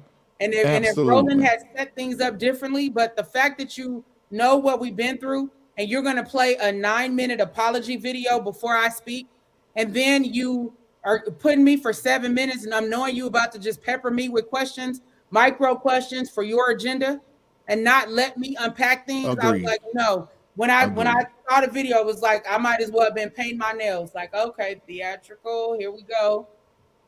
Action. Agreed. So, really. But see, and Black women, listen to me. They're going to do you like this. If you do not connect with this Black woman and support her and not criticize her, you are actually a part of the problem, because they're going to do you like this the moment you start hitting that system right in the gut. Mm-hmm. That's what they did it to me. This is how they do. And people with the same skin color will work with and do the colonizers' work. Yes. And get a check in the back room and tell you they ain't been paid. I ain't putting that on nobody, but I seen it happen. Exactly. And that's not how our organizing committee is here. Right? Like, it's just not like that. It's how you saw Minnesota in January, where it's like we stand up for our neighbors, we go to the mat. That's how we are. That's what I'm used to. So word is bond. When Tamika said, hey, we want to form this coalition, we want to amplify you guys' work, we want to do that. I took that word as bond. Let's see what's going to happen here. That is not what happened. So when Roland contacted me And I told him, I said, they have no integrity. And I said, I will not ever work with them again. I said, after how they treated us, because even when my former law student called them out and said, I cannot in good conscience continue in this. And she felt bad for even connecting me with Tamika, right? Because Tamika was asking her for a meeting with me, and she was the bridge. And so she felt bad because she saw how we were treated in real time. And then after she put her message in the text group, letting them know I'm going to leave right now, she left the text group. I stayed in there for a couple hours. I want to see, is any one of them going to respond to the concern she just raised? Not one person said anything after 2 or 3 hours of me being alone in the group chat with them. So I said something. I said, look, I want to follow up on what she said. I said, you guys have been gaslighting us when we brought up the fact that this is being co-opted. And I said, when I just started talking about the whole situation, the next thing I know, I get a call from Nina. I don't answer my phone. I get a call from Tamika. I don't answer my phone. And I got back in the chat and I said, I know y'all are trying to call me. I said, I'm not answering my phone. I said, whatever we got to talk about, let's do it here so everybody hears it at the same time. They didn't want to do that. They didn't want to do it. Tamika really got an attitude and was like, you're not a victim. That's what she said to me. I'm like, I'm not trying to be a victim. I'm trying to point out to you that this has created confusion. A Black woman said that to you? Tamika said to me, I'm not a victim, because I talked about what was happening with Jamal Bryant and this Target fast. Because by then, it's towards the end of, it's like the beginning of what he's doing for Lynn or whatever, but he had already been out there and it just didn't fit right. I'm like, this is not right. And I like you heard my text to them where I'm trying in the beginning, being gentle, just saying, am I missing something? What's going on? But the way that I was treated, even by Tamika, because think about it, Tamika's the one who brought Jamal Bryant to the table, number one. Number two, she's the one who called me offline. She didn't bring it to the mothership that she said she was creating.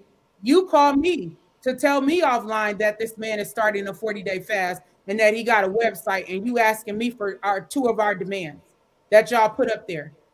So Tamika was very much involved in what was happening with the co-opting while gaslighting me and basically saying it's not happening.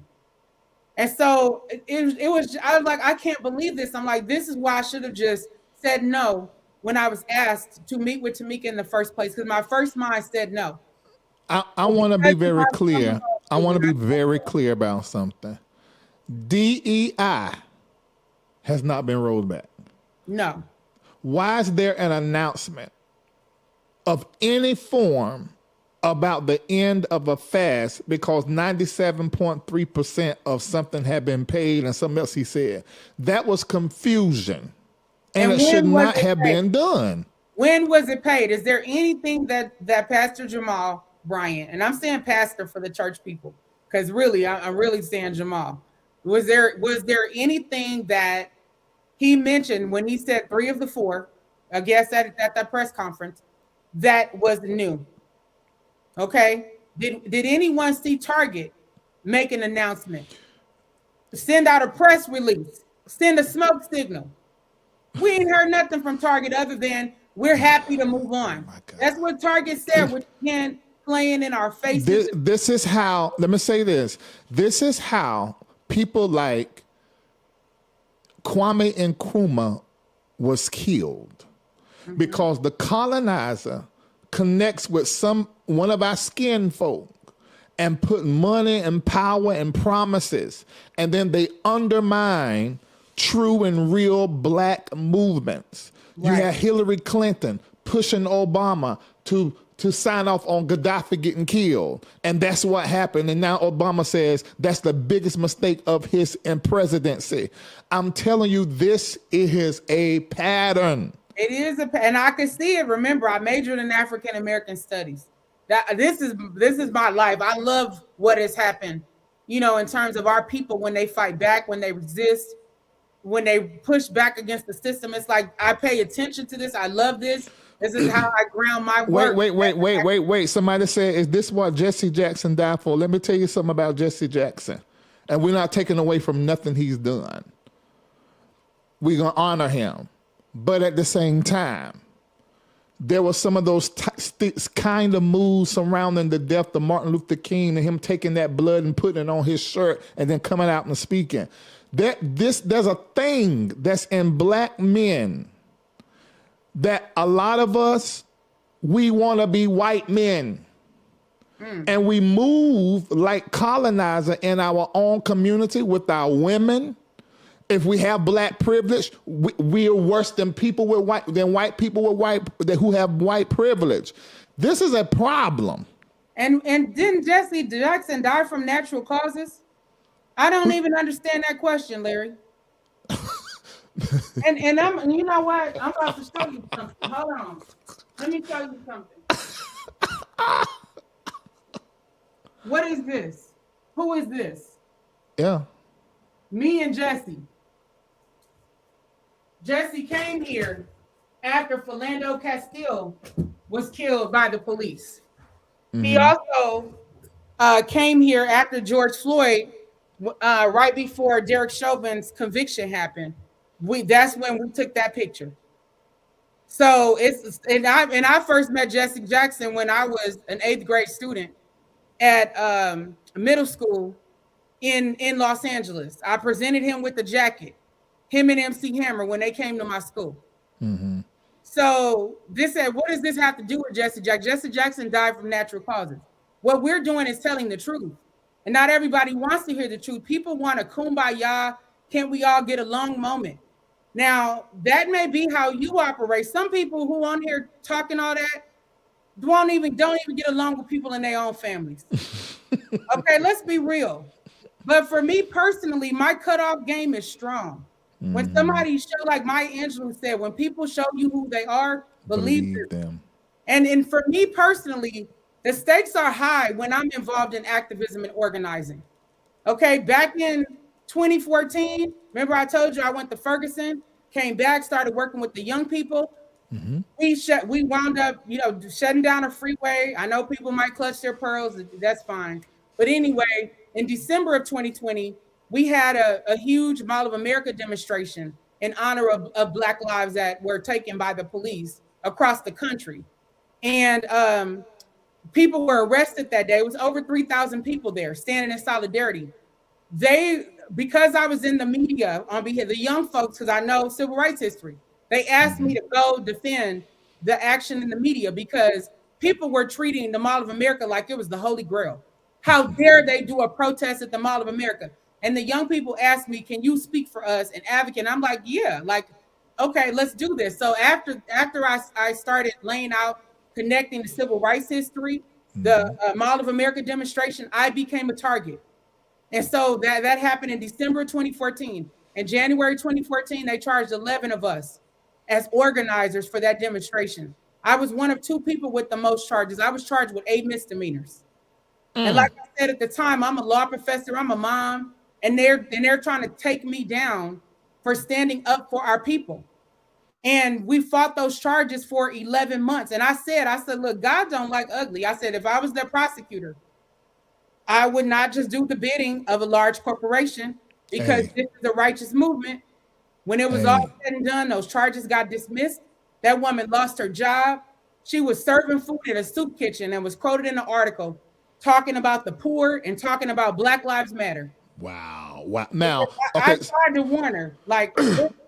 When we jumping around.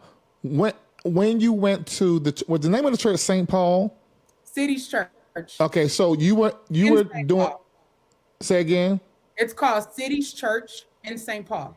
City's Church in St. Paul. So you were organizing the boycott. When did Don Lemon come in? Tell me about that story. So as everybody knows, we had the largest deployment of ICE agents in history. Mm-hmm. And Renee Good was killed, a white woman and mom who was out there observing. She was shot by an ICE agent in unjust circumstances on January 7th. So everybody's showing up, speaking truth to power, standing up for their neighbors. And we found out, or at least I found out initially, that there was a regional director of ICE named David Easterwood. Now that meant he was overseeing the behavior of ICE agents in Minnesota and in a few more states. But in Minnesota, they were particularly cruel, physically assaulting people. They cut a disabled woman out of her seatbelt and slammed her to the ground, kicking down people's doors, coming in with big guns. I mean, it was horrifying. So I find out that David Easterwood is not only the director of ICE, but also a pastor at City's Church. And so this was Dr. King weekend in January, when as I found this out on that Saturday. But the Friday before, a lawsuit had come out that the ACLU had filed against ICE, saying that they were retaliating against observers, using rubber bullets and all kind of stuff against people. So David Easterwood was quoted in that lawsuit saying there wasn't any evidence of constitutional violations by ICE.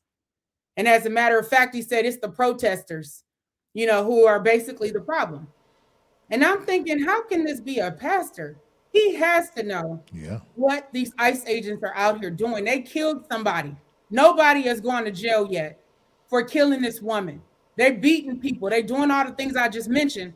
And here you have a pastor who had been at a press conference with Kristi Noem, standing side by side. So I reached out to a few people who I trust, and I said, look, we need to do an action.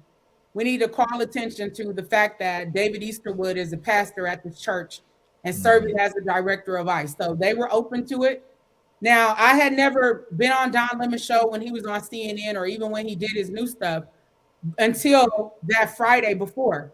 One of my comrades here had said, he recommended me and Georgia Fort to go on Don's show to talk about what was happening with ICE. So that Friday evening, we went on his show virtually, talked to Don Lemon. And then the next day was when I was working on this protest with, my comrades.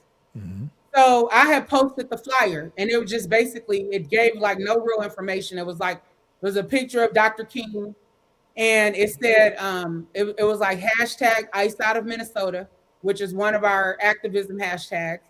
And it said, we're basically going to do Operation Pull Up. If you want to participate, show up at this place. And it was like a grocery store parking lot at a certain time. That's all people knew. So by that evening, one of my comrades reaches out and says, Don Lemon wants to get a hold of you. And I'm like, why? Well, he's planning on coming to Minnesota, and he wants to know if he can cover the protest. And so I asked the person, like, well, did you send the flyer to Don Lemon? Because normally I don't want national media stuff like this. I had done Operation Pull Up in the past, but not at church, like in different capacities. Right. And so I was like, and he's like, no, he already has the flyer. And I was like, well, that's fine. I'm like, put him in contact with me. And so I talked to Don briefly, and I said, look, I can't give you any information about the second location. If you want to be a part of it and document, show up at the first location. That's all I can tell you. And so I got off the phone with him. Same with Georgia, right? Georgia is a independent media journalist here, Black woman who's covered many of our protests. I wouldn't even tell her anything. You got to show up at Cub Foods. So we show up at Cub Foods. I asked the people, how many of you have done Operation Pull Up in the past? Only 2 or 3 people had. I explained what it was. And it's basically us showing up at a second location to disrupt business as usual. So that usually means some kind of peaceful protest somewhere that the person doesn't expect. And so I said, okay, for this action, I am going to give you all the address, but I'm not going to tell you where we are going. And the purpose, just know it's related to ICE, which they knew from the flyer. So I gave everybody the address and then gave them some more instructions on when they get there, what to do. Just go on in. I'm like, white people, because I assumed there was going to be a predominantly white church if you got an ICE director in there.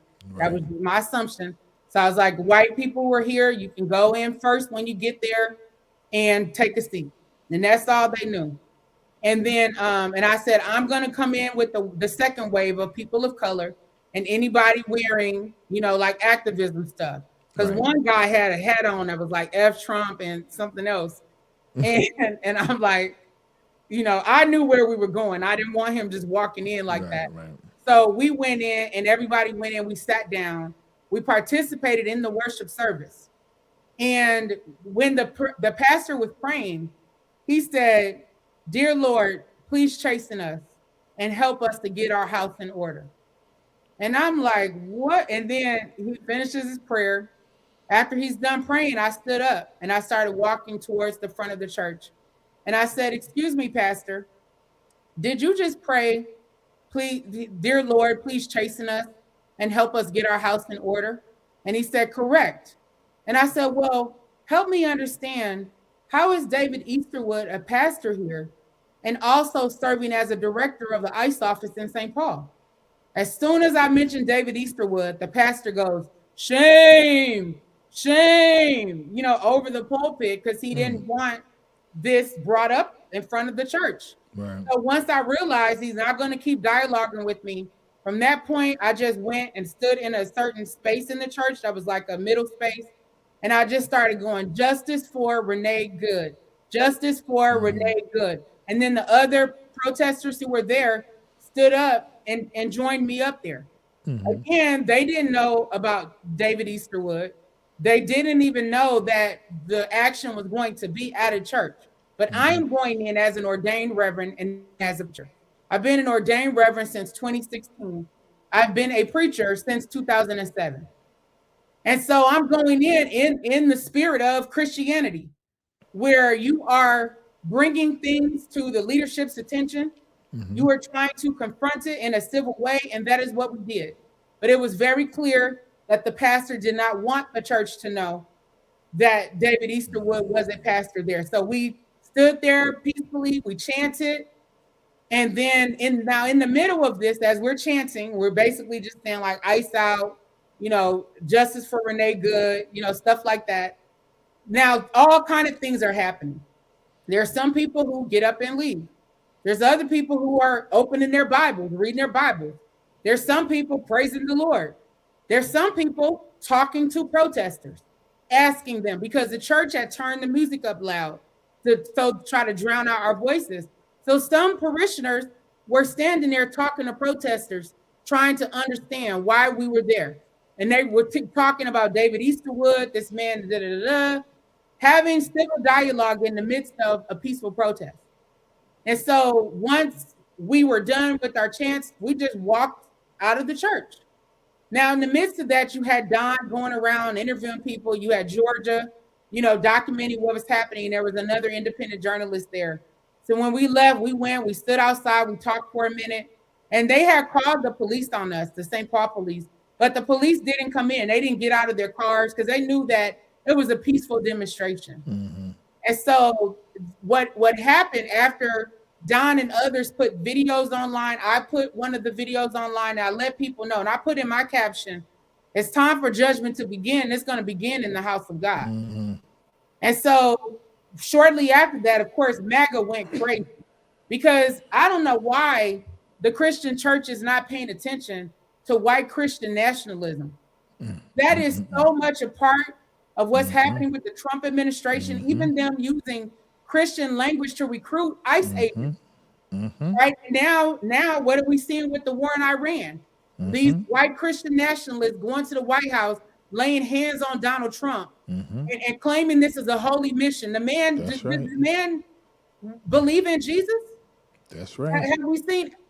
So these people are going and doing this. Then the MAGA, honestly, like, I've been doing activism for a long time. Okay, I've dealt with people emailing just nasty responses. The most evil responses that I received to that protest was people from MAGA trying to defend the church, calling us the N-word, calling me Black B, putting my address online, an NB, an A. I mean, honestly.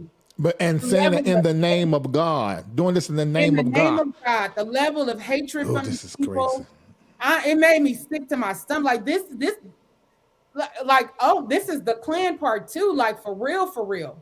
You know, these same people who would go preach a sermon on Sunday and then they hanging somebody on Monday. That's right. Right? That's the same energy from these people. And so to know that this is the Southern White Baptist Church, for people who don't know about the Baptist Convention, there's a Baptist Convention of Southerners and Northerners. Yeah. They split in 1845 because the Southern Baptist Convention wanted to keep slavery. That's correct. And the Northern Baptists were like, no. So they split from them. So this is a Southern Baptist church in Minnesota that we went into. And after the protest that night, because MAGA got so upset, the next thing you know, here comes Kristi Noem, here comes Pam Bondi, and all of them saying, we're going to investigate these people.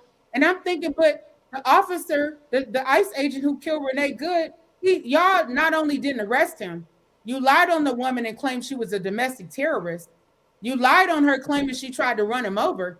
Then you sent a protective detail to his home in Minnesota to make sure that no one retaliated against him. To this day, this man still ain't been arrested. But you got time for nonviolent protesters of a church in our community? Yeah, you were arrested. Don was arrested. We weren't arrested then. Okay. No, it was later. They were going to investigate. Yeah. Then the next day, media started reaching out to me, texting me saying Kristi Noem went on X and said arrests are imminent. She went on News Nation and said arrests are imminent, and they were giving us a heads up, the media. And so from that point, I think this was on a Monday or Tuesday. Then I went, me and three of my friends, we went to a hotel that was 8 minutes away from the federal courthouse, so that if there was an arrest warrant for me, I could turn myself in. And I told my lawyer, I said, look, this is where I am. I'm like, can you call the marshal, see if they have an arrest warrant for me? And let me know so I could turn myself in. The next morning he calls the marshals. They say there's nothing. So then he starts calling the U.S. Attorney's Office. They won't give him any information. So I'm at the hotel the first night, the normal. Second night, I go, out to run an errand. I come back. I'm in the lobby. The next thing I know, I see these men run in, like a bunch of white men, like 20 white men wearing all black. And I'm looking like, what in the world? There were people there from the high rise next door who were there to do karaoke, right? So it was like maybe 20, 25, mostly white people in the lobby. When those men ran into the lobby, those people started blowing their whistles and started saying, get out, get out. And they got out. And I'm looking like, was that ICE? What I didn't know was that was the FBI there looking for me. Whoa. Yes. Whoa. Yes. Whoa. If they had seen me, I'm right there, and God covered me. They couldn't even see me. But see, this is what I'm talking about. I want everybody to pay attention. You got Reverend Al Sharpton, you got Jamal Harrison Bryant, you got Nina and Tamika. They have their part that they play on amplifying the grassroots work. But I don't want you guys to be deceived. You got the people who are anointed to do what she's doing, because that's the kind of work I do. We get put out of places and that kind of thing, and charges trumped up on us, lawsuits. That when you have that kind of anointing, you're dealing with a certain kind of prophet. Right. That's really what you're dealing with, the prophetic office. But then you got these people who are kissed by media who should shake hands with us to amplify what we do. But what ends up happening is that money and that position and that privilege. See, the black leader, that's the difference between a leading black and a black leader. The black leader will sacrifice that, but the leading black won't do it. That is 100% true. And the way we get down in Minnesota, we put our bodies and lives on the line on a regular basis. And I'm glad you brought that up, because there are people who are like, can't we all just get along? Can't y'all just join forces? Can't you? Like I said, when people show you who they are, believe them. Mm-hmm. It is very dangerous for me when I see somebody's character and I do not feel that I can trust them, for me to lock arms in pretense for the perception of unity. And for those who are it could be your life. What does the Bible say, Larry? The wheat grows amongst the tares. Yeah. Not everybody who says Lord, Lord is going to enter into the tare grow amongst the wheat. The tare grow amongst the wheat. Right. But see, that is how our black leaders get killed. Exactly. by us allowing people around because they're black. And I'm taking us back to the Pan-African leaders and even those that are here. This is how they assassinated them, through us. Absolutely, because they know you're going to let somebody in. But I've learned from facing charges, from being arrested, you can't just let anybody come into your circle if you don't know their spirit. If the people who, the other two Target co-founders, I'm telling you, one of them was one of the people at the hotel with me who wound up later. She just got arrested for this maybe about 2 weeks ago because they were still working on their case. So they they arrested me first. But that night, like I said, I was covered. They didn't see me. And then I called my lawyer. I'm like, get to the hotel as soon as you can, because I need to turn myself in. I'm like, they're out here. They're around the hotel, I'm assuming. And then, so this is one thing I'll say in the middle of the night what happened. One of my friends was in my room, and I'm like, where are you going? And she said, I'm about to go take a bag to my room. And I'm like, okay. She opens my door to my room. She walks a few feet away. A white man comes running out the room across the hall from mine, looks me in my face, turns and runs after her, tackles her to the ground. He don't say freeze, don't say you under arrest, tackles her to the ground, manhandles her. I close my door because I'm like, oh no, these people are crazy. Yeah. And so they take her, they bang her head up. You know, I told you, I listen, I'm still recovering from my stuff. So they bang her head up on purpose. And I said to my other friend, I said, you know what? I bet they think she's me. I said, why else would they physically attack this woman? I said, they think she's me.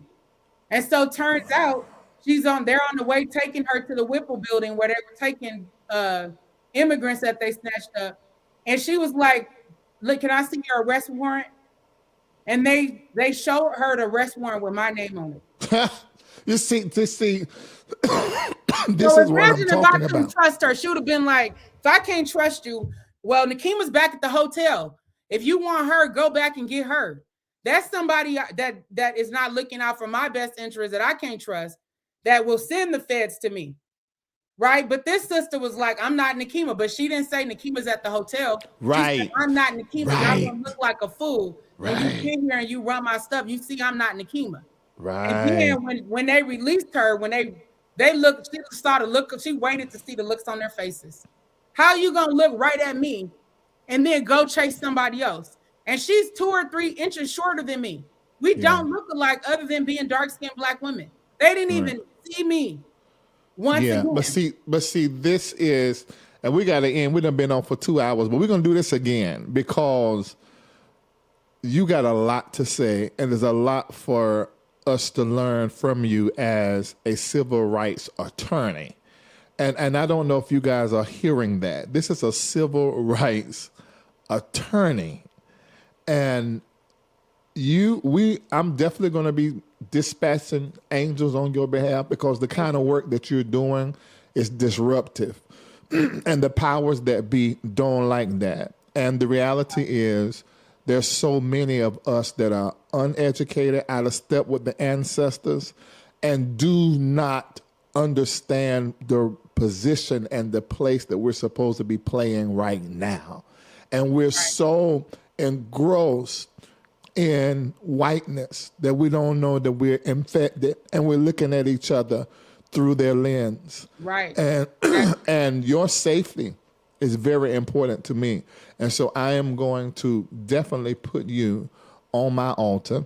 Thank you. And I'm going to find your picture and tuck you in there with all of my ancestors that have done the same kind of work that you are in as a reformer and as a divine disruptor of systems. And I want to thank you. Yeah, I want to say to you as well that I do not see you as the problem. When I saw that video, I instinctively knew all of what I got proof of now from talking to you. Right. And we're going to continue to hold to your agenda. Somebody was in the chat to me, ask her what her agenda was.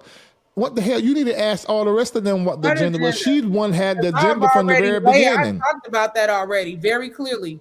Of why. I mean, but that's been from the beginning. Exactly. What is the founder? Are you talking about? DEI turned over, plain and simple, and everything else is extra. Larry, that I brought up over a year ago came right on back because look, God. All I know is God orchestrated what is happening here, and I called it. I warned them, even Roland, and that's the thing. So real quick, as we're wrapping up, I want to put a into that story regarding what happened with Roland. So once I told Roland they didn't have integrity, I didn't feel comfortable working with them and joining their coalition, even though he said people will be on my platform. I did not care about that because I'm like, once I see you, I know who you are, I'm not going back. And so from there, even after Roland knew, he continued having them on his platform, saying what they were saying about the Target boycott. And I believe that and the other part of it is with regard to Al Sharpton, what I was saying earlier, was that Al told me when he apologized to me and he apologized to my comrades for that meeting with Target, he said, I want you to know that Jamal Bryant double-crossed me too. And I was like, what? And he said, what happened was that Jamal Bryant was also in that meeting with Brian Cornell. But when it came to take time to take the picture, Jamal Bryant jumped out the photo. And the reason why, this is what Al found out, because Roland Martin called him going off. Joy Reid called him upset, thinking that they were trying, that Al was trying to co-opt the boycott from Jamal. The boycott, he didn't start. But that's what they thought. So they were trying to hold Reverend Al accountable. Reverend Al was like, Jamal was in that meeting. He didn't want to be in the picture. And then they went back. They were like, what? Because Jamal had made it seem like that's what Al did. And so once they confronted Jamal, Jamal told him he didn't want Tamika and Nina to know that he met with the CEO of Target without them. Now, this is straight from the mouth of Reverend Al Sharpton to me. And since that, I accepted Reverend Al's apology, and so did my two comrades. He has checked on us, asked us if we need anything. He operated with sincerity from how his dealings with us. And he said, I didn't know. So I respect that. I can accept an apology when I feel that it's genuine. Yeah. Right. But if you have someone who knew all of this ahead of time, chose to not listen, chose to gaslight me, chose to go on a media tour, as we're saying, this is not what this is about. Yeah. So why would I see an apology and believe it's genuine when I know what happened in the background and I know you were warned? And if you have discernment and I'm telling you prophetically what's going on, you don't want to listen. Well, God's going to tell you. And what are we seeing now in terms of the backlash? And then what else did you see? Disunity amongst the three of them. True. Why are the three of y'all standing together at a press conference to end a fast, a boycott? Because during his media run, he became the boycott leader. Now, wasn't nobody talking about a fast past 40 days. True. And now they're circling back saying it was a 400-day fast. Well, since when? Now that's your story. Now that is coming to light, that didn't make any sense. Even the 40-day to begin with didn't make sense. So I'm glad that, he saw value in what was happening. Yes. I wish that he had operated with humility and listened to us as Black women and approached things differently. We would have had an entirely different situation. Yes. I work with people all the time. That's how we've been able to move things in Minnesota to where now the world is just paying attention. But we've been on this for over a decade, right? This is the life that we're about, and we work together cohesively. We don't backstab. We don't run and do. That's just not how we function. So when it happened to me, it was disheartening. But at the same time, I still got work to do. Because God, you see, when them headlines came out, boycott's over, we immediately had to call a press conference and flip the narrative. No, the boycott is still on. Exactly. And that was a problem. And that was a problem. And now, and you tried to tell your network, did they want to hear it? No. When you said Nekima, because they didn't know me or whatever, they didn't care. Yeah. There were some Black women who cared, but most, they just, whatever, Jamal's the leader. Okay. And you see, I just left it alone after that. I got in, I commented. I didn't say, Larry, have me on your show. I just left it for, I was grateful you saw it. And I knew the Holy Spirit showed you. And now here we are a year later where God brought us together. Exactly. And I want to say thank you for trusting me and with your story. And I'm glad that you gave me all that confirmation, but Spirit let me know. I don't care who know it. I'm Christian, but I'm the African kind of Christian. So I'm very plugged into blackness and to my ancestors. And so when I saw you saying what you were saying to Roland, I knew instinctively what this was. Yes. And anybody that would listen to me at the time, I would tell them, no, don't make her the angry black woman. Right. And then there were people would come and tell me, and they show me Jamal's apology. I said, this is media cleanup. Right. I said, because he knew who Nekima was and his responsibility as a black man who aspires to be a black leader, because I see some of the qualities there. And I praised him on this platform for the things he's saying in the pulpit, speaking truth to power and to the system. I just ain't clear on his motivation, if it's ambulance chasing or I ain't sure about all of that. Purity of heart when you have that level of leadership in the community and when you can influence systems and people, right? You want purity of heart. You want to know it's sincere. And so, no, I was very intentional on Roland Martin. I know how to conduct myself. I've been to, you see, the White House, I got their attention. What did they do? Doctor my image of my arrest. They sure did. Like I'm crying, darken my skin. I'm like, the White House put this mess out. But what did God do? He had the New York Times write a full story showing exactly what happened. The White House put this out, y'all. But see, this is what I'm trying to get everybody to see, the difference between a black leader and a leading black. Right. This is a black leader. Well, she's talking about the leading blacks. Do y'all not, you know? I think when people see a large platform and they see people a lot, on whatever platform they are, I think people just give them deference, whether it's earned or not. And for me, because of the risks associated with the work that I do, I have to be a discerner of spirits. Yes, you got to. I have to protect yourself and protect my people. And I don't just lock arms. I'm not just gonna kumbaya. I'm sorry, y'all. Get that expectation away when it comes to me. It's not gonna happen. I'm not gonna pretend there's unity if there is not genuine alignment. That is dangerous for me. Yeah. I have to be able to trust the people I locked arms with. I gave them the opportunity to see what they would do. And unfortunately, it was not what it was supposed to be. So now here we are, where the Target boycott is still on. It's the national Target boycott. There are 3 of us, myself, Monique, and Jaylani. We'll continue organizing. And that's the other thing too. People can organize in their own communities. Yeah. Right. You can do all the things. If you feel led to go to Target and boycott or not shop there, whatever. Yeah. That's what this decentralized leadership is. What I was trying to tell Roland. This is decentralized. I know how to lead as a leader, but I like for our people to lead. But I like for us to lead with integrity. Mm-hmm. And I like for us to consider all of us and not just one person's agenda. Exactly. That's the bottom line. So I want to thank you, Larry, for first of all, seeing last year what 99% of people outside of Minnesota did not see. You saw it, you discerned it, I commented, and that was the end of it. Yeah. And then you reached out to me after this situation because you had already warned people. And now there's at least some space for people to process that maybe I didn't understand what was really going on.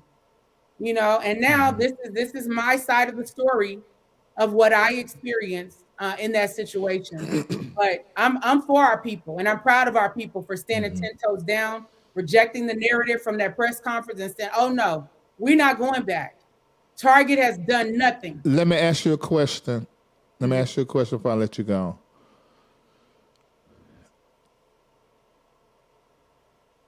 Is there space in your heart for them to make this right? Because they didn't handle you right. They just didn't. They didn't. This whole process won't handled right. I wouldn't have handled my daughters, my former ex-wife. None of. I have a lot of. That's why I'm able to discern and understand you. I have to undergird and minister to a lot of strong Black leading women, right? And my mama is strong. But is there any space in your heart for them to come back and get it right? With regard to the Target boycott, honestly, no.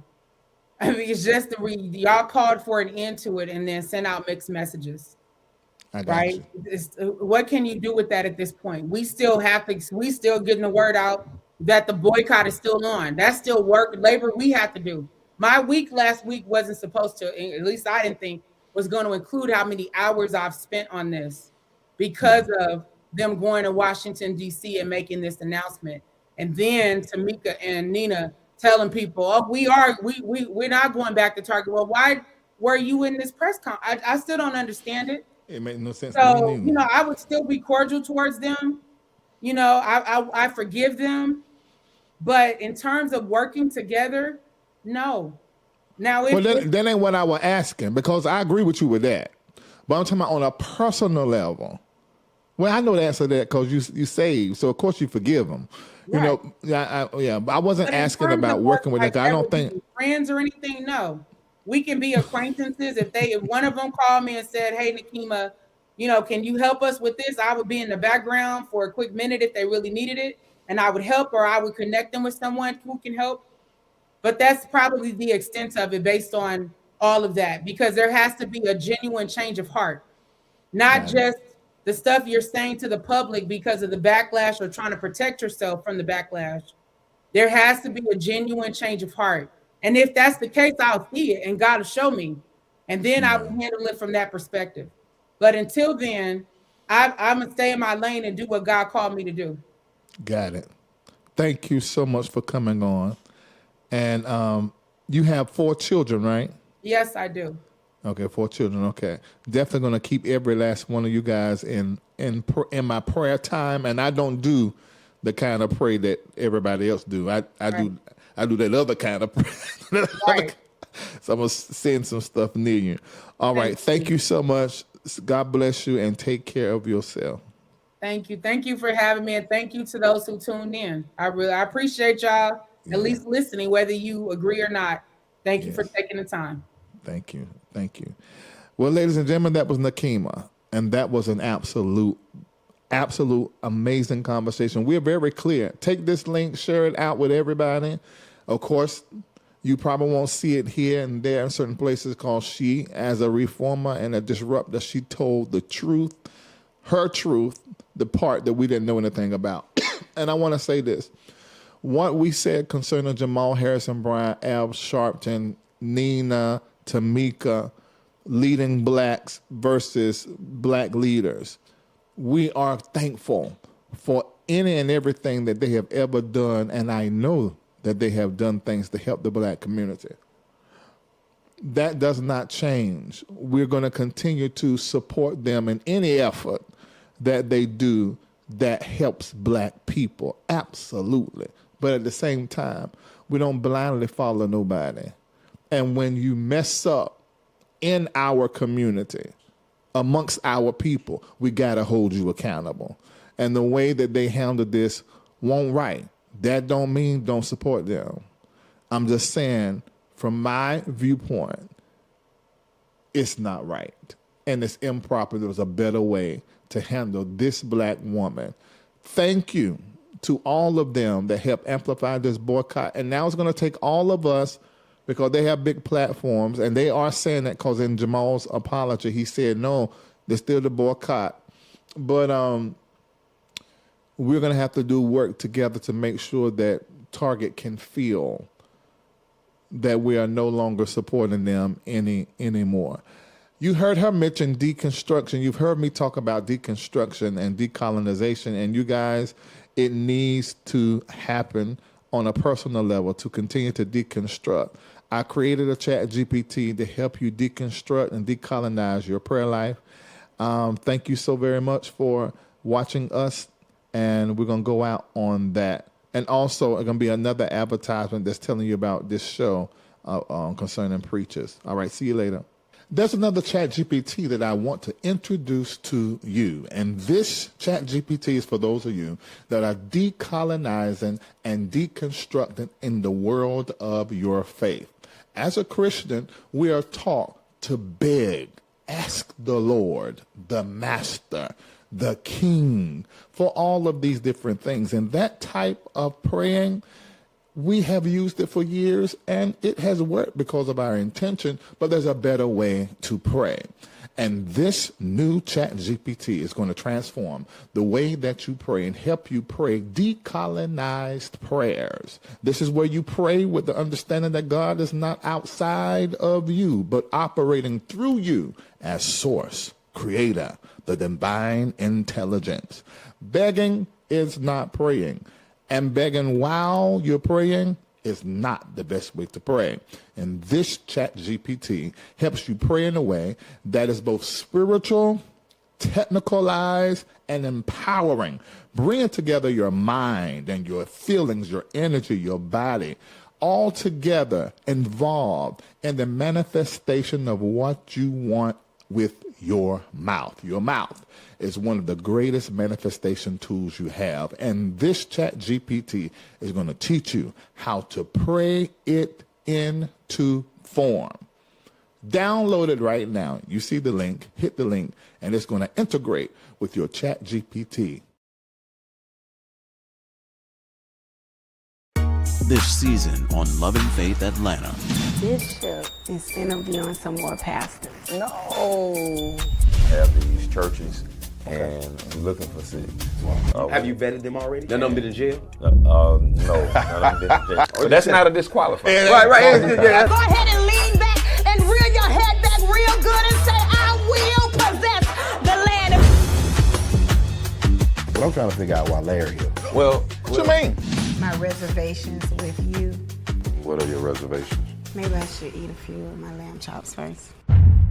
What made you want to do the Doughboy Pizza Company? Honestly, I wanted to do something for my sons. My wife and I thought, why not jump into pizza? We need somebody who's gonna take you and then take you higher. Money is good. Money can do a lot of things. And also your happiness is good too. I mean, you married for love already. I'm just realizing that you and Kirk Franklin are the same height. Psalms 133 says, behold how good and how pleasant it is for brethren to dwell together in unity. In unity. Unity. Love and Faith Atlanta Season 2, premiering February 25th, only on Merge TV and YouTube.